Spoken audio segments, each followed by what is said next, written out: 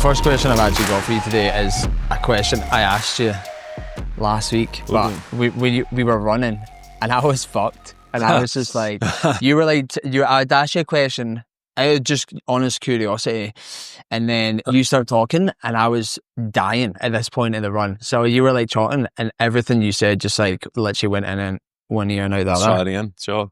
But it was just, the question was like, if you have like a kind of like guiding star in your life or like daily like principles or something like that that you use to kind of coordinate a path in life. To coordinate a path.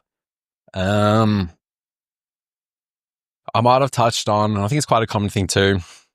A lot of people might take stock in their life of all the different areas. So might have your family, your friends, your career, your health. And I suppose you really want to be as good as you can in all areas. But maybe as a guiding principle, you could say that I think at the end of the day, all that anybody wants, it's going to be a fit body, a calm mind, you're going to be loved, and the freedom to do what you want. Yeah. I think it's all the goals you got in all these different areas that helps you to achieve that.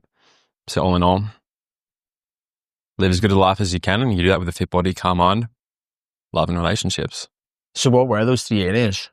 Pardon? What are those 3 areas you were talking about, like finance? Sure. So, well, finance is a big one, but the more I think about it, it's everything else that's maybe the things that you're striving for. So your health, your family, your friends, your career.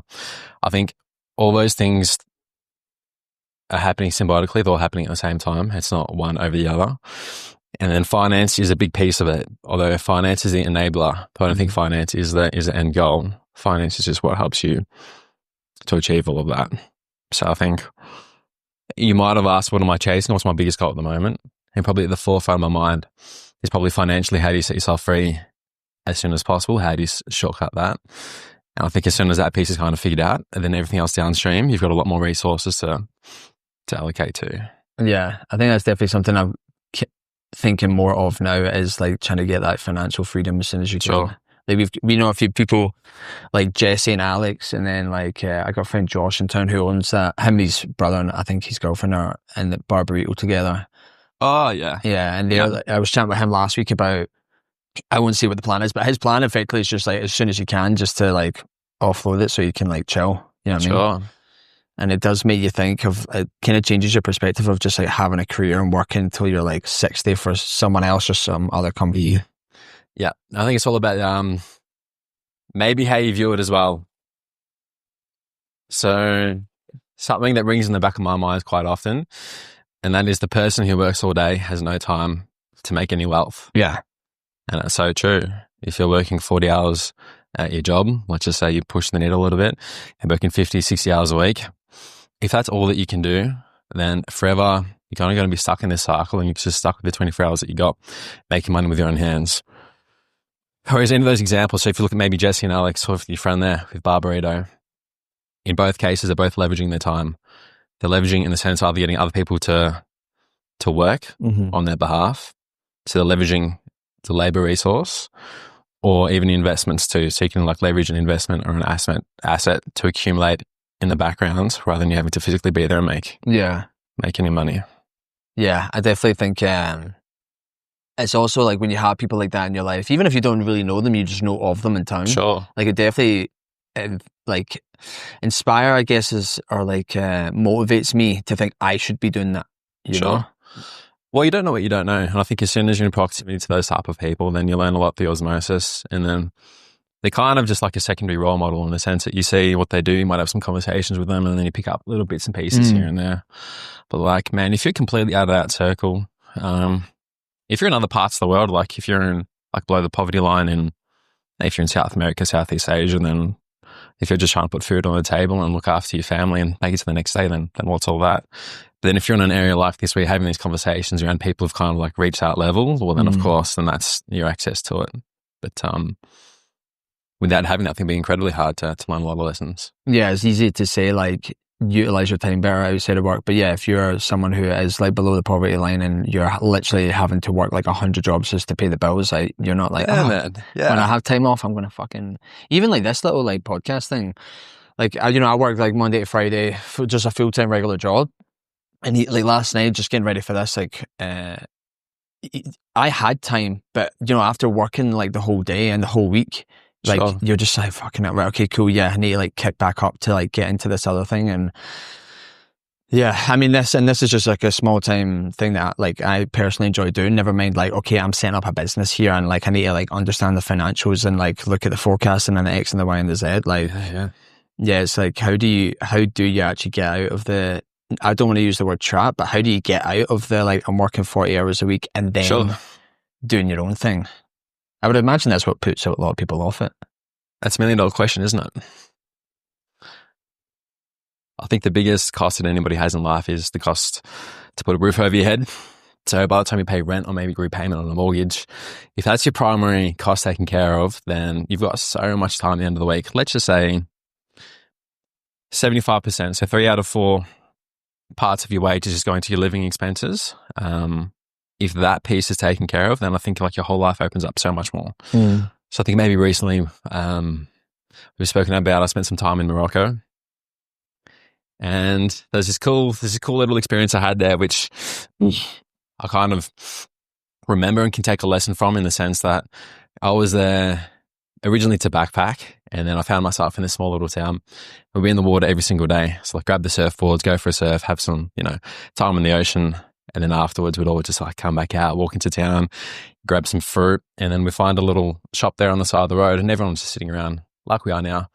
And you'd have these little cups of Arabic tea, and then you're just laughing, you're joking. And then one of the boys would just like, just excuse himself, like, just going to go say hello to mum. Oh, I'm just going to say hello to dad. Oh, they were Moroccan? Yeah, these are the local Moroccan boys. Yeah. And like, yeah, no worries, catch you later. And then they come back a few hours, and somebody else would be like, I'm just going to go work for a couple of hours, going to go in the water, do some coaching, teaching, whatever. Then he'd come back. And we're doing this. So it's happening on Monday, again on Tuesday, on Wednesday. And then pretty quickly I soon learned, hang on, I'm the only idiot who's sitting at the table on a holiday. Every single other person here is living the exact same life I am right now, except they're kind of doing it on their own terms, and it's worked into their lifestyle in the sense that they can work a few hours here, a few hours there, but they've got the freedom to hang out with me, to see their family, to do what they want. And in all those cases, though, I will say that they did have the housing taken care of, so they didn't have that huge rent or the mortgage or anything like that. So it's very common to have multifamily households in Morocco. So you might have 10, 12 people living under the same roof there. And then really you kind of see what's downstream from that. And then you think that, okay, well, maybe there's a different form of richness within that. So if we're here working 40 hours a week to hopefully see a friend on a weekend, compared to they're working maybe 4-6 hours a week, and they're with their family, their friends all day, every day, they're hanging out, they're at the beach and everything. And then you kind of think, ooh, how do you get more of that? How do I take that back to where I'm from? And it's hard. It's so hard, especially when all your friends are also working 40-hour weeks, if that's like your little echo chamber. And I think a huge thing is the cost of living, is the house piece. If that's taken care of, then man, if you've got all this money at the end of the week that you can just kind of just spend, you don't even have to spend it, you can just decide to work less. I think then your whole life opens up so much more. Do you think it's like a cultural difference as well between like where we grew up in Morocco, say? Because I know in the UK it's very much a like, you have to like, you get in the rat race almost. Like it's kind of like bred into you as a kid. You get in like school. I didn't go to university, but it's like school, university, trade, and then like career. And, and then if you're like, it's almost like you constantly have to be doing more, like achieving better, like X, Y, and Z. Whereas I don't know if in places like Morocco and stuff like that is, because my sister lives in Spain, which obviously a different country, but kind of similar, where like it's a lifestyle thing. Definitely. Like obviously there are people in Spain who will be like super career oriented and high achievers and making a lot of money, but I think generally the pace of life is like more enjoyable and slower, and people do all the things that you're saying, like, spend time with their families, as opposed to like constantly being like, no, I need the promotion, I need the best, I need that. That's like, we were touching on it last week, in the sense of it's the first question you ask somebody. What do you do what do you do for work? Yeah. And then we tie so much of their identity up into that. Whereas really we should be asking, what do you do in life? because you learn a lot more about the person in that sense. But then I think a lot of us maybe even scared of that question, because what do you do in life? Well, then all of a sudden you'd be like a deer in the headlights. You'd be like, fuck, what do I do in life? Who am I? Who am I outside of the career? Who am I outside of the 40 hours a week which I put into my pursuit? And I'll probably say a lot of us can't even answer that. Yeah. It'll take us a lot of time to think of it.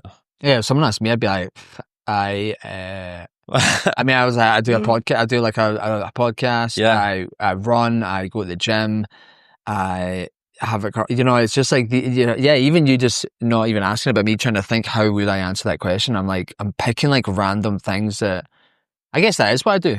But then I guess I could be like, oh, I'm someone who's really into fitness, so I spend most of my time like working out. Or, but yeah, it's kind of more just like random.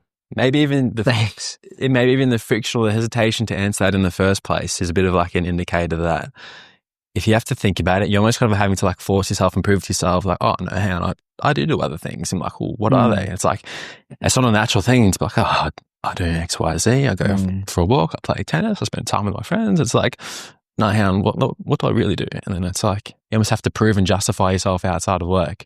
I feel like I get caught up in that trap too. Like I was an electrician for many years there, and people ask you what you do outside of work, and then you think, like, nah, like, what do you mean? Like, you go to work, or my friends at work, and then like, that was like so much in my identity there, in the sense that like 40 hours was 40 hours was a part-time job. Yeah. Like, yeah. If I was working maybe 60, 65 hour week, that'd be the normal. You see your friends there, and then like, you're going to have those interactions with clients, but it's a different dynamic. It's more of a professional face setting. And, outside of that, really, like, you might have a few hobbies here and there, but I'm struggling to ever tie my identity to it. So I think once you're out of that environment, or maybe you really take the time to have a look at your life, then a lot of us might not even be too aware of who we are. Yeah. Yeah, I mean, especially as you get older, like, most of the friends you have are the people you work with, like most of it, or like if you have kids, it's their like kids, it's their friends, parents. Like I have this really... It's a bit of a tangent here, but I have two dreams I have all the time. One of them is that I'm back at school. It changes throughout the day, but the theme is always that I'm back at school and I'm with like all my mates. And I honestly think like, I genuinely believe it's because I miss just being with my mates all the time. Yeah. Obviously you and I live abroad as well, so like, you've got friends that you grew up with that you probably like, I miss anyway. And yeah, I honestly think it's because I miss that, like, being around your friends all the time. And yeah, I guess when you get older and you like, as you were saying, like your kind of identity then usually shapes into your work, which like changes your social circle. And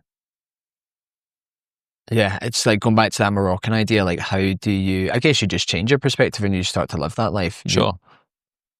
I suppose maybe that time in your life too, the time you're spending with your friends, that was your 40 hours a week. That was your work. Yeah. That was, no wonder why it stands out so much. Whereas like really that 40 hours now has been taken away from you, in the sense that you do have to put that into work. And then now you're trying to reclaim those hours outside of it. Incredibly tough. So how do you then, what would be like leading a meaningful life? Ooh, leading a meaningful life. Like if you could like write it down on paper and look in the future and have it perfect. Sure. So to lead a meaningful life, I think it's going to be different to a lot of people. It's something that if you would have asked me that 2 years ago, I would have been like, meaningful life? What the fuck do you mean meaningful life? Who is this guy? Yeah. For me, I really had to work on the things in life that I value in order to figure out what is a meaningful life. So for anybody who's ever struggling with what do you value, or you feel lost or anything like that, you can go online, you can look up a list of 50 or 100 values. You can go through them, you can have conversations with other people too, and then you can whittle down that big list into maybe 3, 5, 7 things that you really like. And there'll be a few things that resonate with you. So I've come into a time in my life where I know that I really do value having a household full of love. I think a lot of people can go home into an environment where it can be quite cold, or maybe they're not connecting with their friends, or there's a disassociation with the family there. And I think above all else, I really value having a household full of love, to just go home, be at peace, and really just feel that warmth. Second to that, health. So health and fitness, nutrition, all of it's a huge part of, I think, probably who I am, and things that I think is quite important. How you show up to the world, how you show up for yourself, just the energy that you have. What else? The third one would be lifestyle freedom. So the idea of being stuck in that regimented, again, different strokes for different folks, but if I was in the job for the same 40 years, same schedule, same monotonous routine, I think that would slowly be a little bit soul destroying for me. And that's not the same for every other person. Even last week, we're looking at the IGA sitting across from there, and we're just that one person who's in the checkout or like sacking the shelves for 30 or 40 years, and they go home with just that absolute level of peace and contentment. That's something I really, really admire. It's not something that I can, really see for myself at this point. So lifestyle freedom, I like the idea of being able to travel, to change jobs, to be in different locations and things like that. And then outside of that, I value ambition. I think an ambitious life is, I don't know, something that I haven't really been able to stray away from if I'm sitting still for too long, or if I'm not striving enough, whether it's in career or something I'm doing with my fitness or extracurricular activity. I really just feel like if you're at a baseline where you're not doing too much, then that doesn't fill me up. I feel like I'm doing a bit of a disservice. So maybe to tie that all in, household full of love, health, lifestyle freedom, and ambition. 4 things I really value. Yeah, I was thinking when you were saying that, how you're, as soon as I asked the question, you said, oh, it's like, what is it now? Like, I totally forgot that, that question would change. It would have changed when I was younger to now. The things that you value? Yeah. Like, what you think is meaningful. Like, you're a kid, you think it's fucking, I don't know what I would think it was, but it'd be like, probably like pretty superficial, materialistic stuff. Sure. And obviously we're like kind of, late 20s, early 30s now, and it's definitely changed, and I no doubt it would change again. Yeah. It's definitely changed for me over time. Yeah, I think that's the sign of like maturing and being, like, imagine you had the same values from when you were like an 18-year-old little guy to now. Then I'd be like, cool, you haven't learned much. You haven't done much. That's the thing. Like, even my number one value of having like a household full of love, I think even 5 years ago, that would have been my number one. I think you really need to kind of be with it, be without it, and then really take the time to realize that that's what you do like. But if you're in your early 20s, man, you just want to live fast, and like that's all just not important at the time. So it does take a little bit of time to understand who you are, and you need to make some mistakes along the way to figure out those things. Yeah, I think that coming from a house full of love, like, so we were kind of chatting about it last week, how my mum and dad are still, like 40 years or however many years later, like happily married. No doubt roller coasters along the way, but we were kind of chatting about how like uncommon that can be in this day and age. And, I've lived there, so like 23 is when I first moved to Australia. I was away for like a year and a half, was home for a year, and then I've lived here for like 5 years. So like, in the last, terrible math, but in the last like 7 or 8 years, I've been away for like 6 or 7 of them. And it definitely reshaped my appreciation for my family. Like I came from like a really close family and stuff like that, but I definitely took it and them for granted, in the sense of like when you live away, like forced exile, really. Like I haven't, like when I didn't see my mum and dad for 4 years when I moved here, and it's kind of like, I've thought about it before, and it's like, this is a pretty morbid way to put it, but it's almost like, like not preparing, but it's almost as if they were dead, because you like can't see them. Obviously I can talk to them and stuff like that, so it's not a great example, but it definitely made me realize like how much I love them and miss them, and valued being able to go to my home, which is mum and dad's house, and like spend quality time with them when you can't do that. It's like, I think living abroad as well, especially when you don't have a community of people, like even like coming home here, and I've got roommates, not these ones I'm living with now, but at various times you come back and you're maybe not necessarily that close, and you kind of come home and you're like, right, cool, I guess I'm just like chilling. Maybe I wasn't in a relationship at the time as well. I guess what I'm getting at is it can feel kind of lonely. So like coming home and having the opposite of that. Definitely. Like people that you come home and you're like buzzing. Like, it definitely. I think it's good having that time apart too. Yeah, 100%. Yeah. So they say that familiarity breeds comfort, and it's true. So I think growing up, like you see your sister every day, and then like we'd argue, we'd fight and everything like that. And as soon as you're 18, you just want to spread your wings, get out of there and fly. And then you might see your mum every day, you might see your dad every day. And all those little things that you see in the just monotony of life, you really take that person or that group kind of for granted. Just unknowingly. It might even just be with a significant other. If you see them every single day, they might just cough and it's like getting your nerves a little bit. But all of a sudden, if you place yourself out in that environment and then you can kind of just have that time apart and think, man, like how lucky I was, or how much I really do value and appreciate that connection, especially with your family, man. Like nobody knows you better than your family. You've got a lot of shared experiences when you grow up, things you might experience with your cousins, or it's just something that nobody will ever be able to replace. And I think we all take it for granted until we are away from that. Or touch wood, if worst case scenario, if somebody dies, then actually that's when the saddest thing ever happens. When you tell somebody how you really feel at their funeral. Oh, yeah. Or in an obituary. When all these things are said about a person that they never heard when they were alive. I think it's a shame, and it's a thing that happens more often than not. Yeah. And I'm not just saying this to fit into the stereotype, but I do find it awkward to tell my dad I love him. Sure. I do. Like, even though I have said it to him, and there's no awkwardness, as in like no reason apart from just being a guy. I know that's such a stereotypical thing to say, but and I do, as I say, I have said it and I do say it, but every time I do, mate, it's like I feel like weird doing it. But I think it's because of the kind of your point there. I never really thought about it that way, but in that kind of ilk of like living abroad and not seeing them and being like, well, something did happen to them. I haven't seen them for 3 years, and the least I can say is I love you on the phone. But yeah, I think there's this thing where people say about like you should really like think about the fact that you are going to die one day, because it usually shifts a lot of the ways you act and think about people. You know, thinking about like me dying one day like shifts the perspective of, right, okay, how am I going to spend the rest of the time that I have, however long that may be. And it's also like, you know, if I was to pass away, have I said everything that I wanted to say to people, i.e. your parents or whoever it may be? So yeah, I definitely kind of resonate with what you were saying there. Even earlier, you asked for a guiding principle one. I think I'd probably even include that as one. I think death is a guiding principle for a lot of us, and definitely would be for me. In the sense that you got to be quite mindful, in the sense that you're not here for long.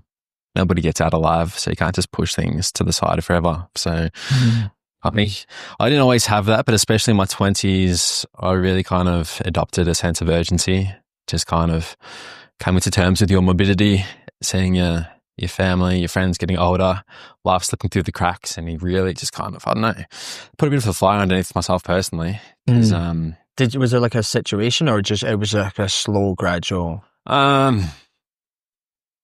like realization or shift in perspective?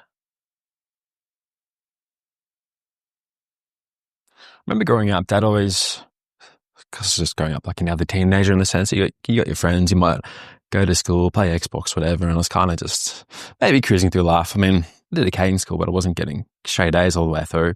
And then I remember Dad always saying, like, you know, you just got to find something you're passionate about, find that sense of urgency. And he's like, I wish you can find it. And it took me a little while, but I think, yeah, maybe once I got into the trade of being an electrician, I enjoyed that and kind of just took it and ran with it. I was in a position to work for myself there. And then I think as soon as I started to have some money coming in, and then I started to look at finances a little bit more seriously and then just project forward, I just kind of think, if I work as hard as I am now, and then we're all being like 10, 20 years, I'm like, is that still only it? And I kind of feel like, man, I don't change your retirement age from 65 to 55 type of thing. If like you just really redline it. And I just kind of think that really it forced me to be quite aware of how little time you have, one, to make money, and then two, even just to live outside of that as well. So I think if there's a day where I'm feeling tired at the end of it and you just want to throw in the towel, and it happens with everybody, like you have times like sadness comes and it goes. People might even put under the umbrella of depression, but it's so easy just to crawl back into the bed and just to shut off the world, because it's just that comfort. It's, you don't have to worry about it. It's a nice safe space. It happens on Monday, and maybe again on Wednesday, and then it happens again and again and again. And I think now if I have a bit of a slow day or a slow afternoon, like not guilt, but I really don't want to just kind of sit there and do nothing. Like I really do enjoy that time with friends, or even if I'm just reading or just doing something or working on one of my own goals or learning something else, then I don't know, I really do enjoy that. I'm not sure how we got to that point. Well, you were talking about like a sense of urgency, like how it kind of changed.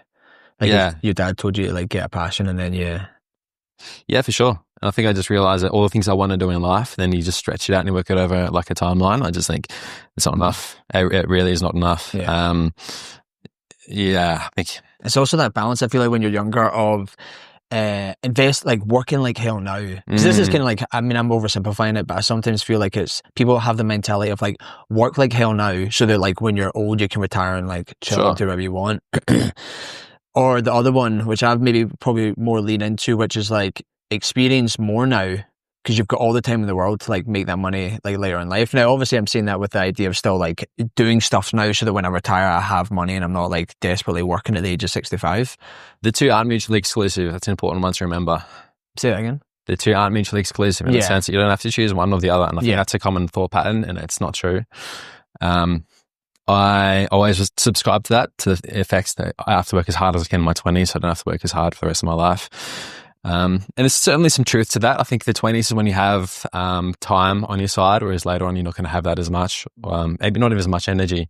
So you might have family, kids, you might be a carer, just other things that need your time commitment. So if you have your 20s, that's the time to do it. But at the same time, like, probably just want to lean back into investing there. Like if you can secure an asset, whether it's, I don't know, house, shares, gold, anything like that, as soon as you can get something in the background that also accumulates in its value and its capital value in the background, then it doesn't matter if we're talking over a podcast, it doesn't matter if you go backpacking, it doesn't matter whatever, because essentially this in the background is still going to go up in value and accumulate. So let's just say that goes up in a 12-month period. You can just do whatever you want. Say if I've been backpacking recently, in the sense that you're still actually having an income or money still kind of accumulating without you actually kind of being there. And that's something that a lot of people don't necessarily click onto until it's too late. I think maybe a stereotypical thing that a lot of us will go through is you work hard, you save enough just for a deposit, say if you buy a house when you're 30, then you get a 30-year loan term, and then, all right, 60 years old, paid off the house, beautiful. Maybe kids have moved out, you got some extra money at the end of the week, and then now what are we going to do? And now it's time to invest. Okay, cool. You start investing in your 60s. It's better than nothing, I suppose, but at the same time, like, compounding is such a powerful thing. You might hear it a few times. I can even see on your shelf there, you have Rich Dad, Poor Dad. And I'll even talk about it in that book. So I think even it will touch on, like, I think Einstein said the seventh wonder of the world is compounding. And if anybody jumps on a calculator, you type in $1,000 today, well, that works out to over a 30 or 40 year time horizon. Huge. It's massive. But then you apply that then to your own life. I'm like, okay, cool. If compounding is the secret, why would you start that at 60? Why not try and forefront that as soon as you can? So I'm of the belief that you should be putting as much as you can into an asset of some type in your 20s or early on in life before you then secure that first home. Because as soon as you secure the home, all of your surplus money is going to be going into the repayments for that. And then now that is going to be your ball and chain for the next 30 years. And you're going to miss out on that 30 years of compounding, which you could have forefronted.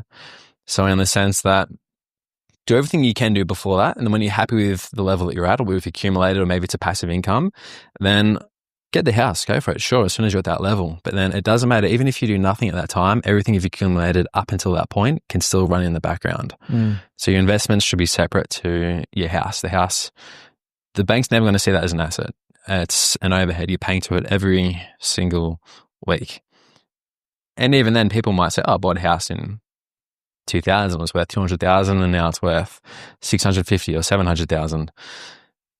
And then people always think at the end of it, they made all this money. It's not always the truth, because you're going to pay the original principal amount for it. You're going to pay the interest on it, the holding cost, the maintenance. And then with inflation and the price of everything else, sure, that house at the end of the day is going to be worth more, but so is everything else and all the costs along the way. So really, as a net result, you're probably going to be in the same position. So I think that's kind of deemed as the holy grail, but there's a lot of options outside of that can be explored.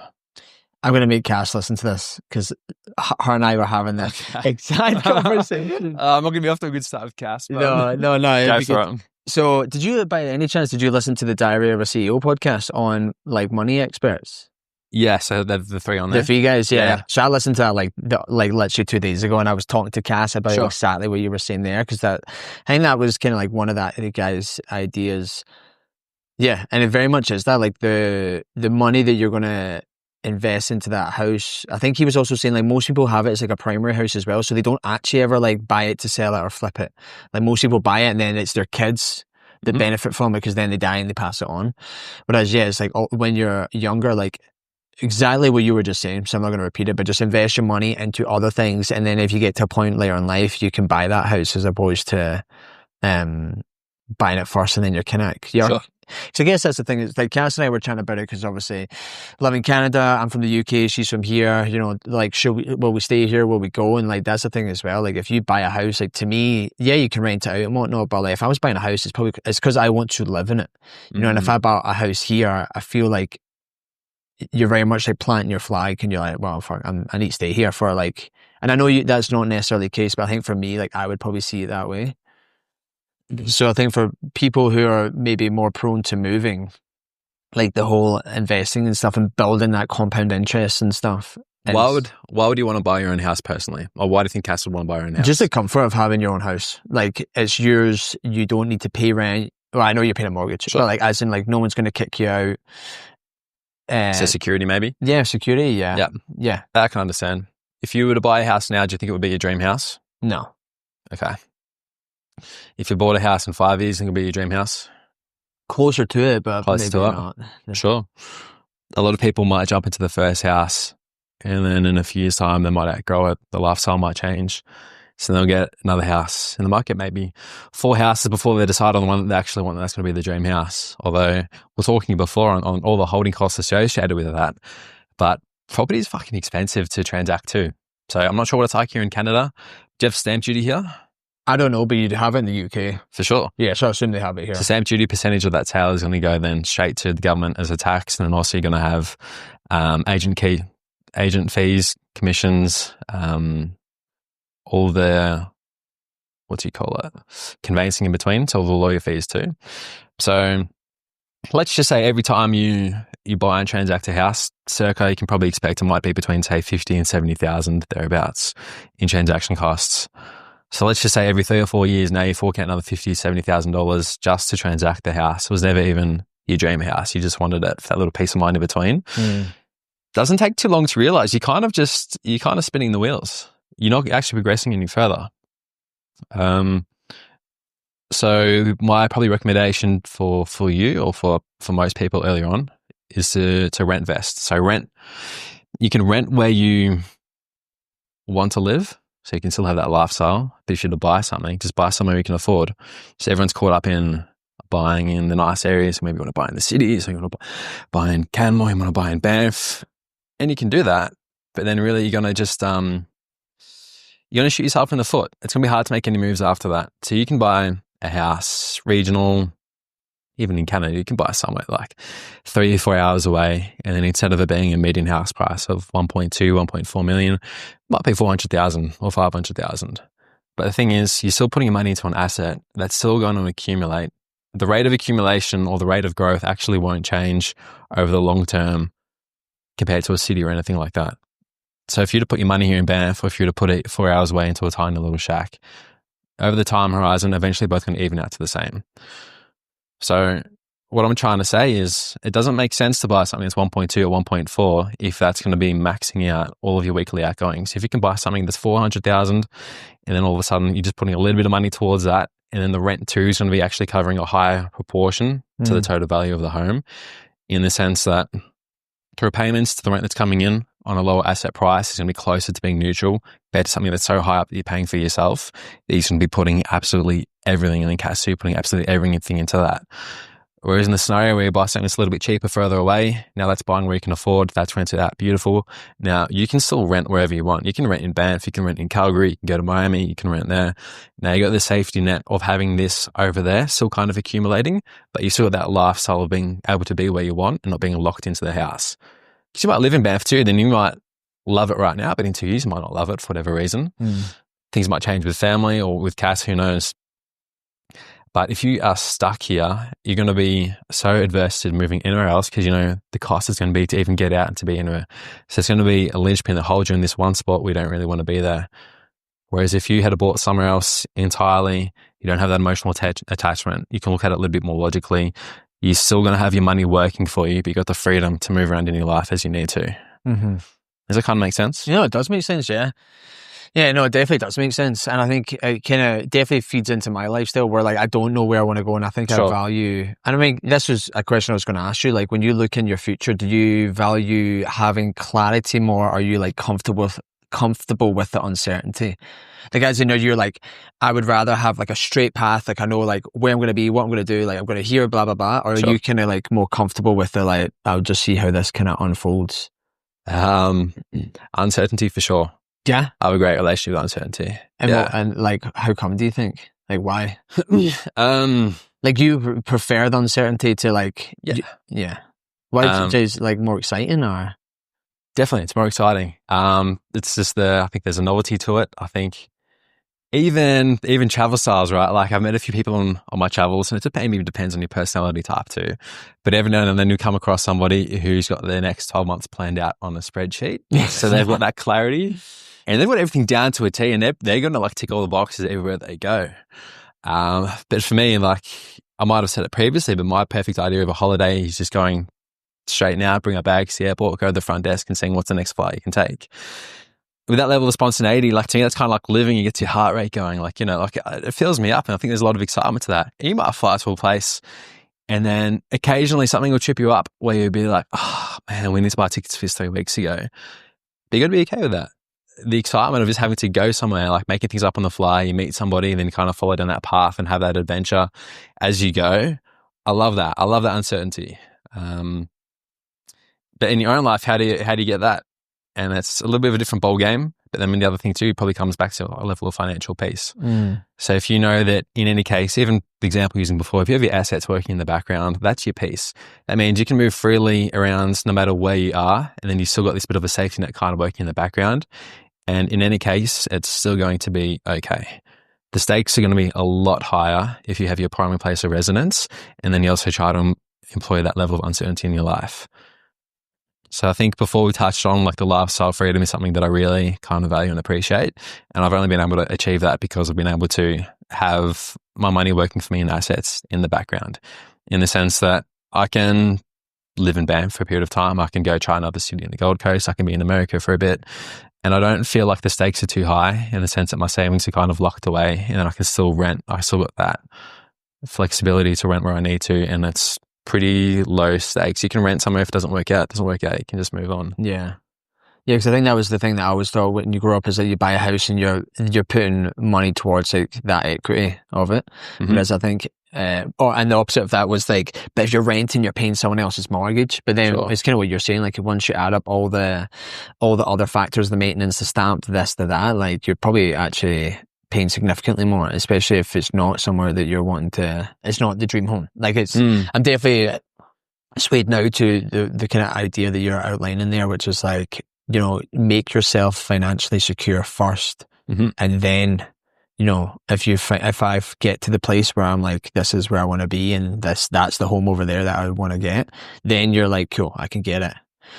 You know, and get it with a more peace of mind that I'm not locking myself into a place or a house that I'm like in 2 years' time, I'm like, fuck, I'd actually rather move somewhere. Like I definitely value freedom. I think that's something I definitely struggle with now as I get older and I'm early 30s. So you're naturally, and not that everyone has to do it, but I naturally am just in that conversation of like buying a house, getting married, having kids and stuff like that. And I think ever more so, like I just value my freedom more. You know, not that I don't want to do that stuff. Obviously I do, but yeah, I think when you're younger, I remember when I was younger, when I was like, by the time I'm 30, I'll be like, you know, you have all these ideas of like, yeah, probably honestly thought I'd have a house, be married, have kids. And as I get older, like while I want all that stuff, like it doesn't feel like, I guess I'm at the first point in my life where that would be the not out of the norm thing for someone of my age to do. And yeah, it doesn't feel like I'm really close to it yet. I've noticed a couple of times though, people like have, I think I said this to you last time, where like me and Cass were talking about like baby names for whatever reason. It wasn't like we were even talking about, I think we were just talking about names. And anyway, I was telling the girl that I work with, I was like, oh yeah, me and Cass were talking about like names. And her first reaction was like, congratulations. Oh, really? Yeah. And I was like, nah. But then I was like, yeah, I mean, that makes total sense. I'm 32. And then it was the other day, someone came in, I was driving someone for work. And they were like, he was there with his wife, and it was kind of a random question from the guy, but he was like, so like, are you like, you married? Like, what's going on? And again, I was like, yeah, I guess that's the norm. It's funny just getting to that age now where like that is the normal question to ask. But yeah, sorry, I ramble there, but I was just, I guess with all that being said, I still very much value my freedom. I like the choice of being able to like go where I want. And it definitely feeds into the whole like, therefore what am I doing with my money right now? And that's what you value, right? And then for somebody else, they might value that, but they also could be valuing the security and the stability higher than that. Yeah. So for the end of the day, if you know you want to be in this one spot and you don't want the fact that at any stage it could be up for lease or the owner could be selling the property, if you really want that stability, then that's what you value. Then of course you kind of optimize for that. But if you don't want the freedom, you want to have a little flexibility in your lifestyle, then I promise you, if you buy that house, not to be dramatic, but I'm going to be dramatic, that's a nail in the coffin. That's really going to limit the amount of moves that you can do. 100%, yeah. Even if, let's just say you bought that thing that's 4 or 5 hours away in the country, wherever. Say if it cost you $400,000 to buy, let's just say a deposit for that might have been, I don't know, 80,000, 100,000 between you and cash. You put that away.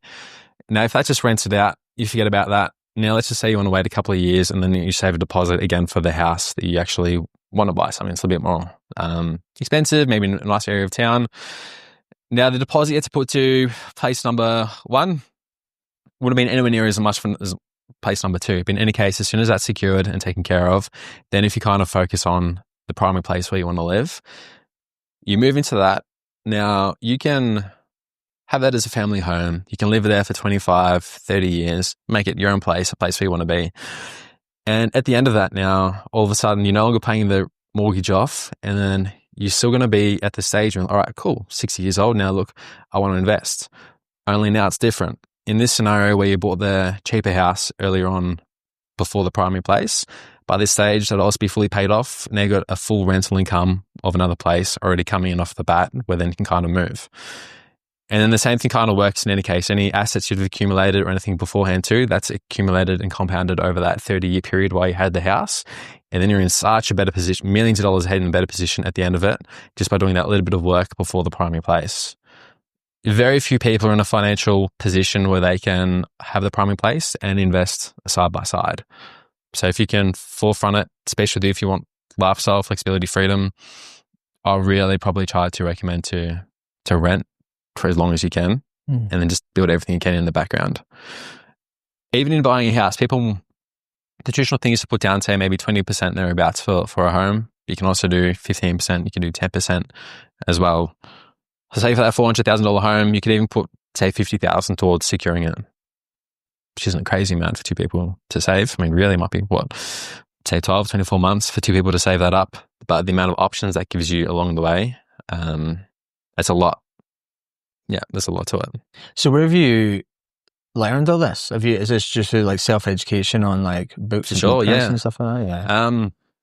So originally, before I left on my trip to backpack, I had that thing in the back of my mind that I want to buy a house. That's my safety net. I want to go and travel. And then originally, I was looking for something around 800,000 thereabouts, and there wasn't 800,000 for a newly finished, renovated house or anything like that. That was 800,000 for something that's like falling apart, for something that can, do and fix up yourself, something you can add value to, because that's what we've always got the mentality for.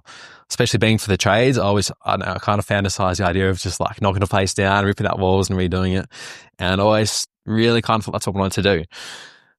So I started to work the numbers on it. So I was like, okay, $800,000 home, how much was I going to rent for a week? At the time in Melbourne, the rental we would have gotten on it was $500 a week. Isn't crazy. But then I thought, okay, cool. So now I'm going to buy this house. I'm going to put the deposit down. I'm going to renovate it. And then at the end of it, I'm going to get $500 a week. And then you look at all the outgoings, and it's quite high. And I thought, well, I'm going to be away. I'm going to have this amount of money that I've saved to put towards travel. But then hang on, I'm also maybe going to pay the mortgage along the way too. I'm like, is this really going to work out? And I was doing work for one of my clients one day. His name is Michael. And we're just attacking this thing from different angles. And then he's just saying, why do you want to buy something for 800,000? I just said, that's probably about as far as I can kind of stretch it to get the most out of my money. And he's like, have you ever thought about buying 2 homes for 400,000? I'm like, what do you mean? And he's like, well, you don't have to buy here in Melbourne. There's over 15,000 suburbs in Australia. And he's like, they're all priced at different entry levels. He's just like saying, see if you can find something for 400,000. Like, oh, interesting. So with that, I did a bit of research. And then, of course, lo and behold, there's suburbs in Australia too that median house price is about 400,000. And then all of a sudden you look at the rental returns that they're getting. The rental returns they're getting in these spots, $500 a week. Oh, okay. So now to secure 2 homes for 400,000, your total asset value there is still 800,000, but now the rental return is 1,000. So you've doubled the amount that's actually coming back in. So rather than being this huge outlay that I'm constantly paying, where that asset of 800,000 secured, but now it's paying for itself because you've just been able to split it up a little bit differently. So that's what I did. Oh, you actually did do that? Did do that. Oh, right. Yeah. And then even where you buy too. So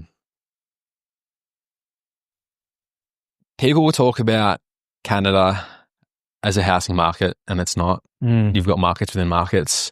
Edmonton, different to Toronto, different to Calgary, different to Banff. And it all works off supply and demand. Same for the UK and same for Australia.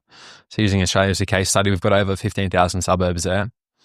And people buy in the backyard because the traditional thought is that, okay, this is where I'm from. You're going to buy here. You can drive past it. No problem. But with all markets, they'll move in cycles.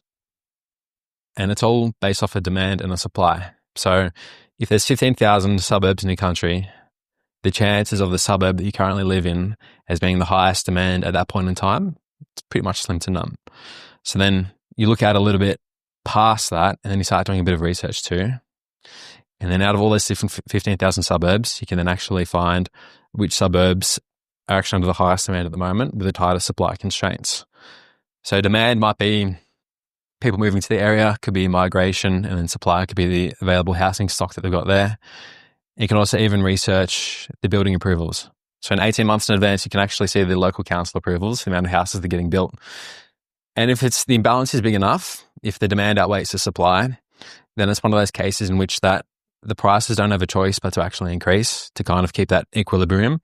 And it's not something that can change overnight. So that's a type of a pressure cooker that happens over 3 or 5 years. So if you're buying anywhere for an investment, you've almost got to treat it a little bit like a stock. So maybe choosing NVIDIA for some reason, or a certain ETF, or maybe you're looking at nuclear technologies, medical, and you might have your little investment thesis around that. Like all these things are lining up to kind of point me in the direction that this has got no other choice for the share to increase. And the same thing's true for bricks and mortar, for property and for areas. So if you look at it through that lens too, you can be a little bit more strategic or analytical in the sense that I'm not just buying this because I think it's a nice suburb. Like I'm buying this because I know that like the demand isn't there. The supply is just completely outweighing it. So I've got the confidence knowing that this is going to go up. So you'll buy there, you'll do your own thing, and then 6 months passes, 12 months passes, and then you can accrue the capital or the equity in the assets over here. They're paying for themselves, so you don't even have to worry now about affecting your lifestyle, and you can still do whatever you want with that safety net in your background. Damn. So how have you found managing that while you're away? Like Don't have to think about it. So you just got 2 properties, you rent them out, they pay, and that's it? Yeah. Is that, I mean, oversimplifying it maybe, but is that kind of... Well, you have property managers. Right, okay. So you get a property manager, you can pay a little bit of you can pay a little bit extra for peace of mind in the sense you get some really good quality ones. If there's a broken tap or a problem with the heater, whatever it might be, you can pretty much have as much or as little involvement as you want. So I've just said to mine, anything under $400, I really don't want to know about it. So occasionally little things, maintenance might come up. They're pretty small. If it's something that's big enough, like let's just say a water heater or something went, say it's 2,000 or 3,000, then of course they're going to get you involved. But otherwise, for the most part, no, they'll have the routine inspections. They'll talk to the tenants with any problems. They collect the rent. They send it through to you. End of the year, they give you a financial statement for your tax. And really, you don't have to hear about it. Mm. And did you buy 2 houses in the same suburb in the end, or did you buy them in separate? Different. Oh, did you? Yeah. So actually, I've never even seen these 2 houses. Have you not? Nah. Yeah. That's kind of... So I think the minimum distance between the houses is about 3,000 kilometers. Fuck's sake. Yeah. Wow. Where were they, if I can ask? Sure. So one was in Queensland, Australia, and one was in Western Australia. Okay, where in Queensland? Townsville. Oh, okay. Damn. Wow. Yeah, that's fucking pretty high up there. So one was in Townsville, another one was in Rockingham in Western Australia. And I'm from Victoria, which is the southeast. So if anybody wants to imagine where that is on a map, there's a lot of distance between all 3 places. And another benefit too of actually splitting an asset up like that is risk mitigation. So imagine like a cyclone hits Townsville. If you've got everything into that one little house, well then you're left quite vulnerable. But as soon as you can split that up, you've got something on the other side of Australia too. Whatever happens to one, the other isn't affected by, in the sense that you've still got half of that still protected. But even still, I mean, like as far as risk mitigation goes with the property, I'm convinced that it's still the safest asset type you can be involved with, in the sense that let's just say a cyclone hits it or a fire comes ripping through. Well, all of that can be covered for insurance. Obviously has to be set up on the forefront, but everything needs to be insured. Let's just say a tenant vacates and you've got no one in there for 3 months. That's cool. When you take out building insurance, you also get tenant insurance as well. So anything that can go wrong, you can line it up with the defense that you still looked after in any case. And then out of everything that I've looked at as to where to place your money, property for me has still been the number one place for one, for returns, but even for 2, just for risk mitigation. You might look even with a share, right? So you might have all the confidence in the world. You speak to all the top brokers and investment analysts, and they could give you all the reasons why a share is going to go up, even why an industry is going to go up. Let's just say you want to play it safe and just invest in an ETF. Well, I promise you're only ever one headline away from losing 30% of your wealth overnight. So let's just say Nvidia had a scandal. Let's just say it was Tesla, or let's just say there's a huge nuclear outbreak for technologies in that field. Maybe it was medical. You just have to wake up to one bad headline, and then if you've lost 30%, 40, 50% of all your savings overnight, 1, they're actually gone. And then 2, what's that supposed to actually do for your peace of mind, and then for the stability in the house, and then for your mental clarity? People say shares can be quite low risk, but I still think there's a high level of risk involved to it that's out of your control, and that's the biggest piece. It's out of your control. Mm-hmm. If a company gets a bad headline tomorrow, what can you do? You got 2 options. You can buy or sell. Yeah. You're not going to be on the board. I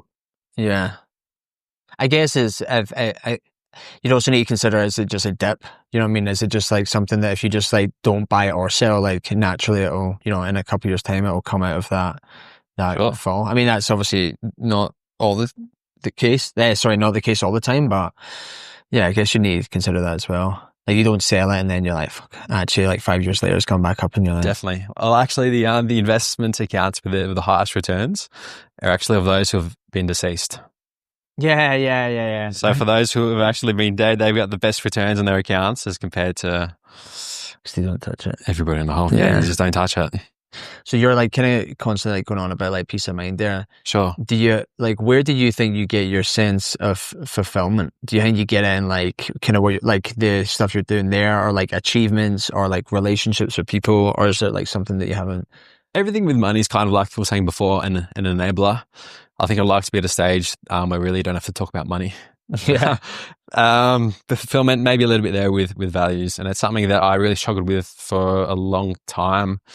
Took me a long time to realize what fulfills me and what I value. If I've spent time with friends, look, after this, mate, this is fulfilling me. This is like filling my cup. So if I can just see my friends, have a laugh, I can go for a run, or I can just go on a trip or a flight or something like that, that fulfills me. I used to think maybe work was what kind of fulfilled me to a point. But overall, it's everything else in life as a whole that fulfills you.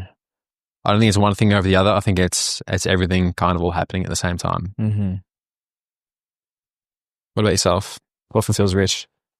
I think what fulfills me, that's a really good question that I asked you. It's not fair, is it? Yeah. What fulfills me? I think probably like, achievements to some extent. Like doing like, whether it's like endurance stuff, definitely like fulfills me. I think like after the last one that kind of fell through, I definitely have noticed I've had a slight shift away from that, and like that being a soul fulfillment. Like I do these things and I'm fulfilled. I think I definitely value, I've always had in relationships, but for whatever reason now, like really since that swim fell through, like I've definitely felt a shift within me of like, seeking fulfillment maybe more in like in relationships with people. Sure. I think I've always been like that, but you and I were chatting about last week about how I kind of had this experience and I felt like people had let me down and it made me like a little bit better. So I think I had stepped away from using relationships as a source of fulfillment. If you don't mind me asking, there's no right answer to this. You don't have to have an answer off the bat, but would you know what your values are? Like in life? Yeah. I think I would, yeah. If you ask me what they are, what would be my values in life? I mean, like loyalty, integrity, honesty. I mean, these are kind of like cliche buzzwords, but yeah, it probably would be that. Loyalty, integrity, honesty. And yeah, there's no doubt other things as well, like value. Like I value time, that's probably a different subject to the three of them. Like I certainly value my time.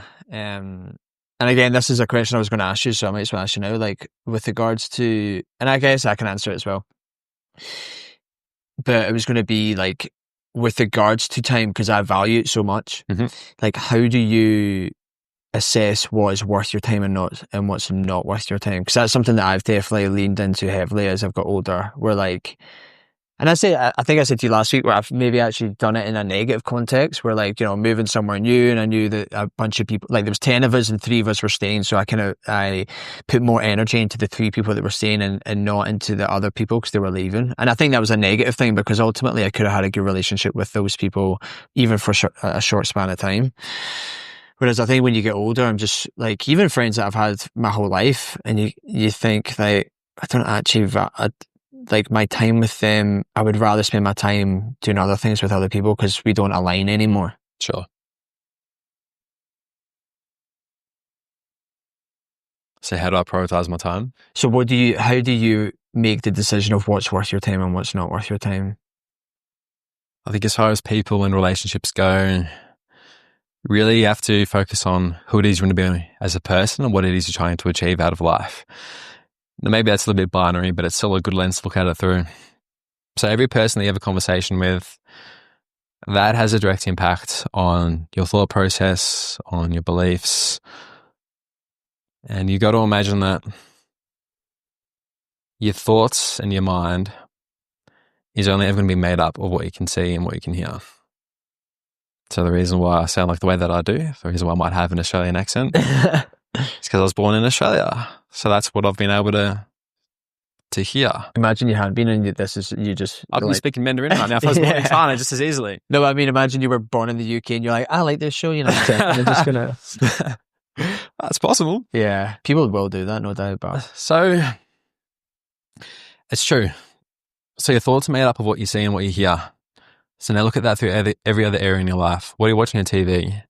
You're going to turn on the news. You're going to see terrorist attacks. You're going to just see why the cost of living is so bad. You're going to just see why everybody hates each other politically. These are all the things you're going to be feeding yourself. There's all the things that you're seeing. It's all the things that you're hearing. And all of a sudden that makes up a certain part of your thought process and a certain part of your views. Same for the radio. Same for the conversations that you have. Now, we might just have these things without realizing what they're actually doing, but it all actually goes into your mental makeup too. So if you put it this way, if you were born in the woods and you were raised by a pack of wolves, I bet you'd be the one who's barking and howling. Like, really, it's as simple as that. Now, if you go out there and have a conversation with somebody and then they're just talking about maybe extremely polarizing political views, and then you hang around that group and then they all share the same views and echo it, then eventually, if that's what you're kind of hearing, you don't really have a choice but to absorb some of that too. You might not agree with all of it, but a lot of that still will infiltrate through. And that's maybe more in the extreme sense, but it's the same too with maybe the type of people who you surround yourself with as well.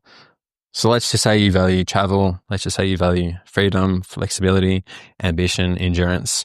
Every time you have a conversation with somebody and you're talking about those things, or you're pulling apart different ideas and different perspectives, then that's all going to kind of feed into the different things that you're chasing. But if you're having conversations with people who, you want to go out and maybe just self-sabotage a little bit, if it's the people who hang around constantly getting beers every night, not that there's a problem with that, but it's just maybe different things for different people.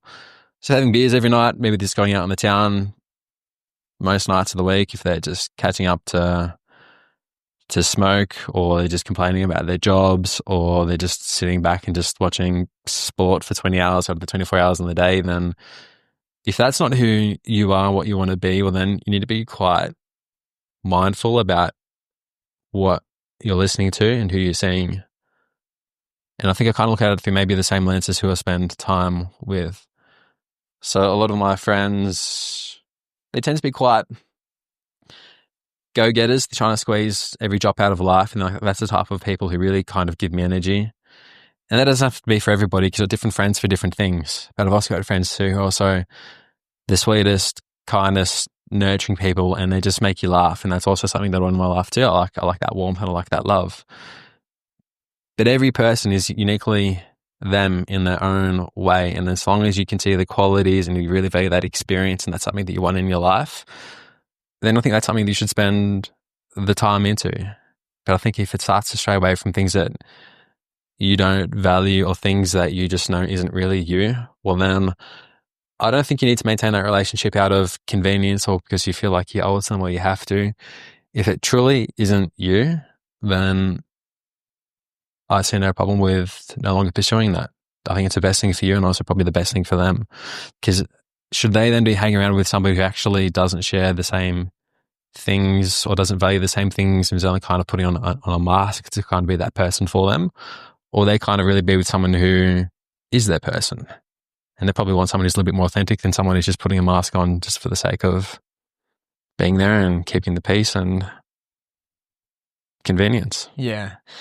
Yeah, I think it took me a while, but I think I realized something that you said there where like you don't just, you can have like different friends for different things. And about like, I had a point in time where I was like, oh, like, should I really be friends with this specific person? Because like all we do is like get on it. It's pretty much that's what the thing was.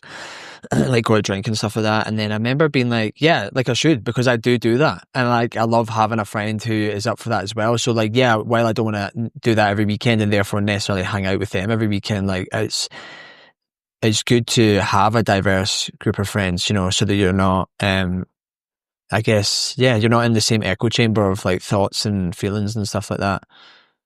Like I think there's that saying where it's like you're the oh god, the average of the 5 people who you spend most time with. Yeah, exactly that. That's true. It is so true, and like you're seeing the effects that people have on you, and like if you're hanging out with people and they have certain views and stuff like that. Well, I think it's very good to have, like, to be in the middle and have like both sets of views coming at you. If you're not, like, say you're leaning one way or the other, like you can't help but eventually over time just be affected by that. Whether it's like, I mean, even in a really small example, I used to work with this girl in an office and she was a bit of a negative Nancy.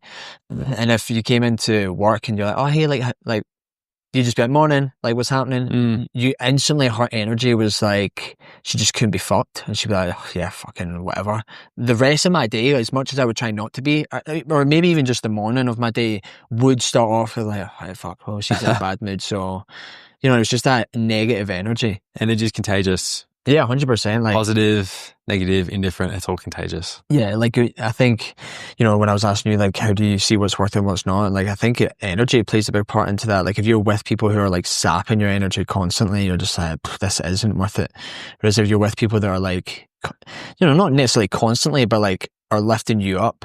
And I heard this thing that was like, if you hang out with people and all they do is bitch about other people and your friends, like, then they're not really your friends. They're just like this, I don't know what they are, but you're the people you hang out with, you want to like be speaking positively about. I mean, I can still say to you, like, Jack, I had a fucking shit day, like something happened at work. It's not like I need to lie to you, but if it's just the constant like negative mentality and cycle, like, yeah, you don't need that in your life. For sure. Yeah. That's what you're seeing and what you're hearing, and you got to absorb some of it. Yeah. And I mean, I definitely internalize that as well, in the sense of like, I also have negative thoughts in my head, and it's also like, I don't want to listen to myself saying that, so it's like getting practices that are going to like. But don't shy away from that. And what do you mean? So if you're having negative, maybe thought processes, that's a human experience. That's good. Now, that doesn't mean you have to share that with Cass all the time or your friends all the time. Like, as long as you have an outlet for that, even if it's a matter of putting pen to paper and journaling. So, you don't journal, do you?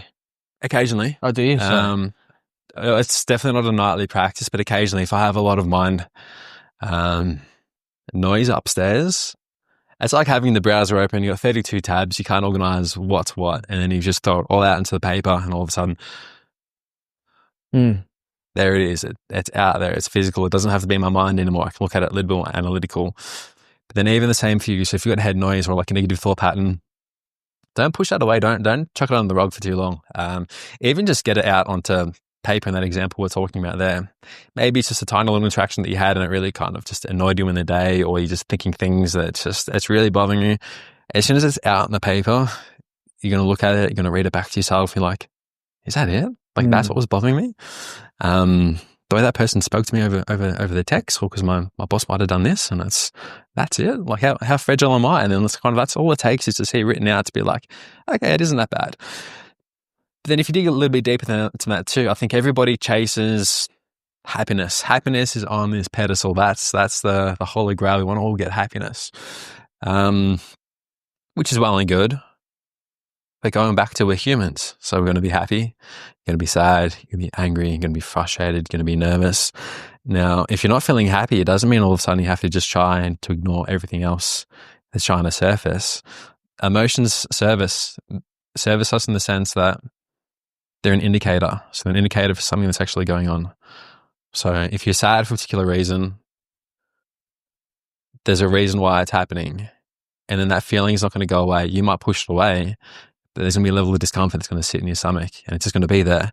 Until you realize why you're actually kind of sad, you can think about it, you can put it out there, you can get your own understanding of it. Well, then you can kind of reconcile that and then move forward. The same if you're nervous. So nervous is going to serve you. If you're angry too, if something's triggered you as well, like, why did that bother me so much? Don't just push that away until it happens again. Figure out why it bothered you so much. Understand why. Maybe that's a part of your makeup, or maybe it was a previous experience or something's happened in childhood that makes you who you are.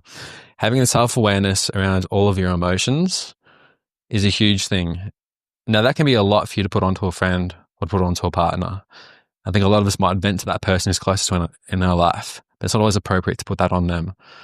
We can have that same discussion to paper, or even like with a professional if you want to see a psychologist or a therapist or somebody in that setting. And that way you're still addressing everything that you need to. You're not having to numb all these emotions, hoping that it's going to sort itself out. You can actually air all that head noise that's upstairs, reconcile it for what areas in your life it's coming from, and then you live life. Have you ever meditated? Yeah. Right, cool. Because I was going to say I have as well, and it has helped me better understand the letting go of stuff. Like not like kind of what you're saying there, like not being like, I shouldn't think this, just but I've thought it is what it is. Like don't get don't go down the rabbit hole. It's a hard thing to do. Yeah, it definitely is. Yeah, I still do it, but I would say I'm like definitely better at just letting stuff go. So I think my initial reaction will always be the emotion that you say, sad, anger, like frustration, whatever. But I am a lot better at just being like, just recognizing it and just be like, all the things you said that you're like, I am angry because like in the past this like felt like someone like disrespected me and they said this, and yeah. And I remember hearing this thing that they say, happiness is a journey, not a destination. You know, which makes a lot of sense. Like what you were saying about people think the final destination is that you just get eternally happy in life with whatever place you find yourself. You know, that's not the case. Like, as you rightly say, you're supposed to have the emotions of sad, anger, frustration, you know, like happiness. That is like the human experience. But it is. Yeah. I think for anybody who's kind of struggling with that head noise, maybe it's negative thought pattern, the best thing you can do if you want to understand your mind is just to sit down and observe it. What's that meditation look like for you? Is that journaling? Is that observe everything in your mind? Or is that sitting with your legs crossed with your open palms in the air for 30 minutes?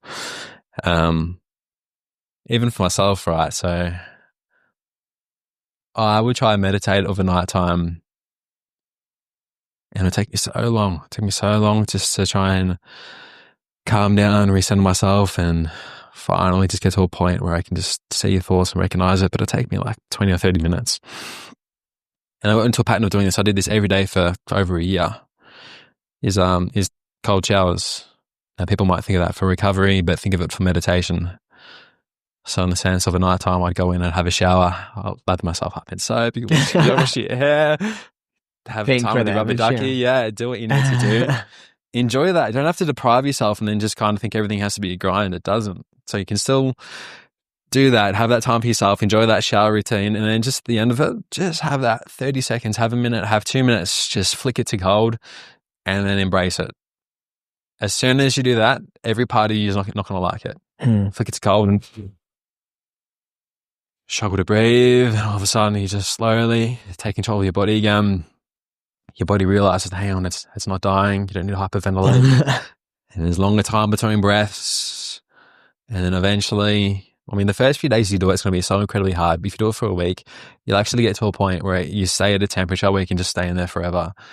So you pretty much, I always did to a point where I'd stay in there to the point where it was no longer uncomfortable anymore. So go cold or hit your face, get on your back, lift one arm up, lift the other arm up. It might be 60 seconds, could be a minute and a half. There's no exact time, but as soon as like it kind of got everywhere that felt like there was a lot of discomfort, then you'd hop out and feel like you're floating, in the sense that you look at yourself in the mirror, like you'd be such a calm presence. And I promise you, it doesn't matter what's happening upstairs. As soon as you go through that, it's just like a clean slate. And it's just and what will take me 30 minutes to achieve in a nightly meditation, I could do in about 90 seconds, the cold shower at the end. Yeah, I do that. Okay. So I do cold showers, but also I find the steam room at the gym is massively helpful. So like, yeah, I even did it yesterday where like I just stay in and like I'll even start to rotate between like standing up for like a minute and then sitting down. Because dude, I came out it wasn't that long. I was maybe in the steam room for like 15 minutes, but when I came out, there was not a single thought in my head because I was so like overcome with the heat and the like exhaustion. And like when I went in the shower, I literally sat down because I was that like kind of not like, it was not lightheaded, but it was like a step below that where like my brain was completely blank. Because it was just the heat exposure and probably like a similar feeling to the cold, but just like a totally different temperature. But yeah, just having that for like, I was in the shower for like, and to be honest, it was probably only lasted a couple of minutes, but like a couple of minutes of just like sitting there with not a single thought in my head. And it wasn't like when you meditate and you're kind of actively trying to do it. Like I know the whole point of meditation is you're supposed to just let thoughts come and go, but for those 2 minutes, just to not even have to like be thinking about my breath and whatever, I was just literally sitting there in a daze, and I was like, "This is fun."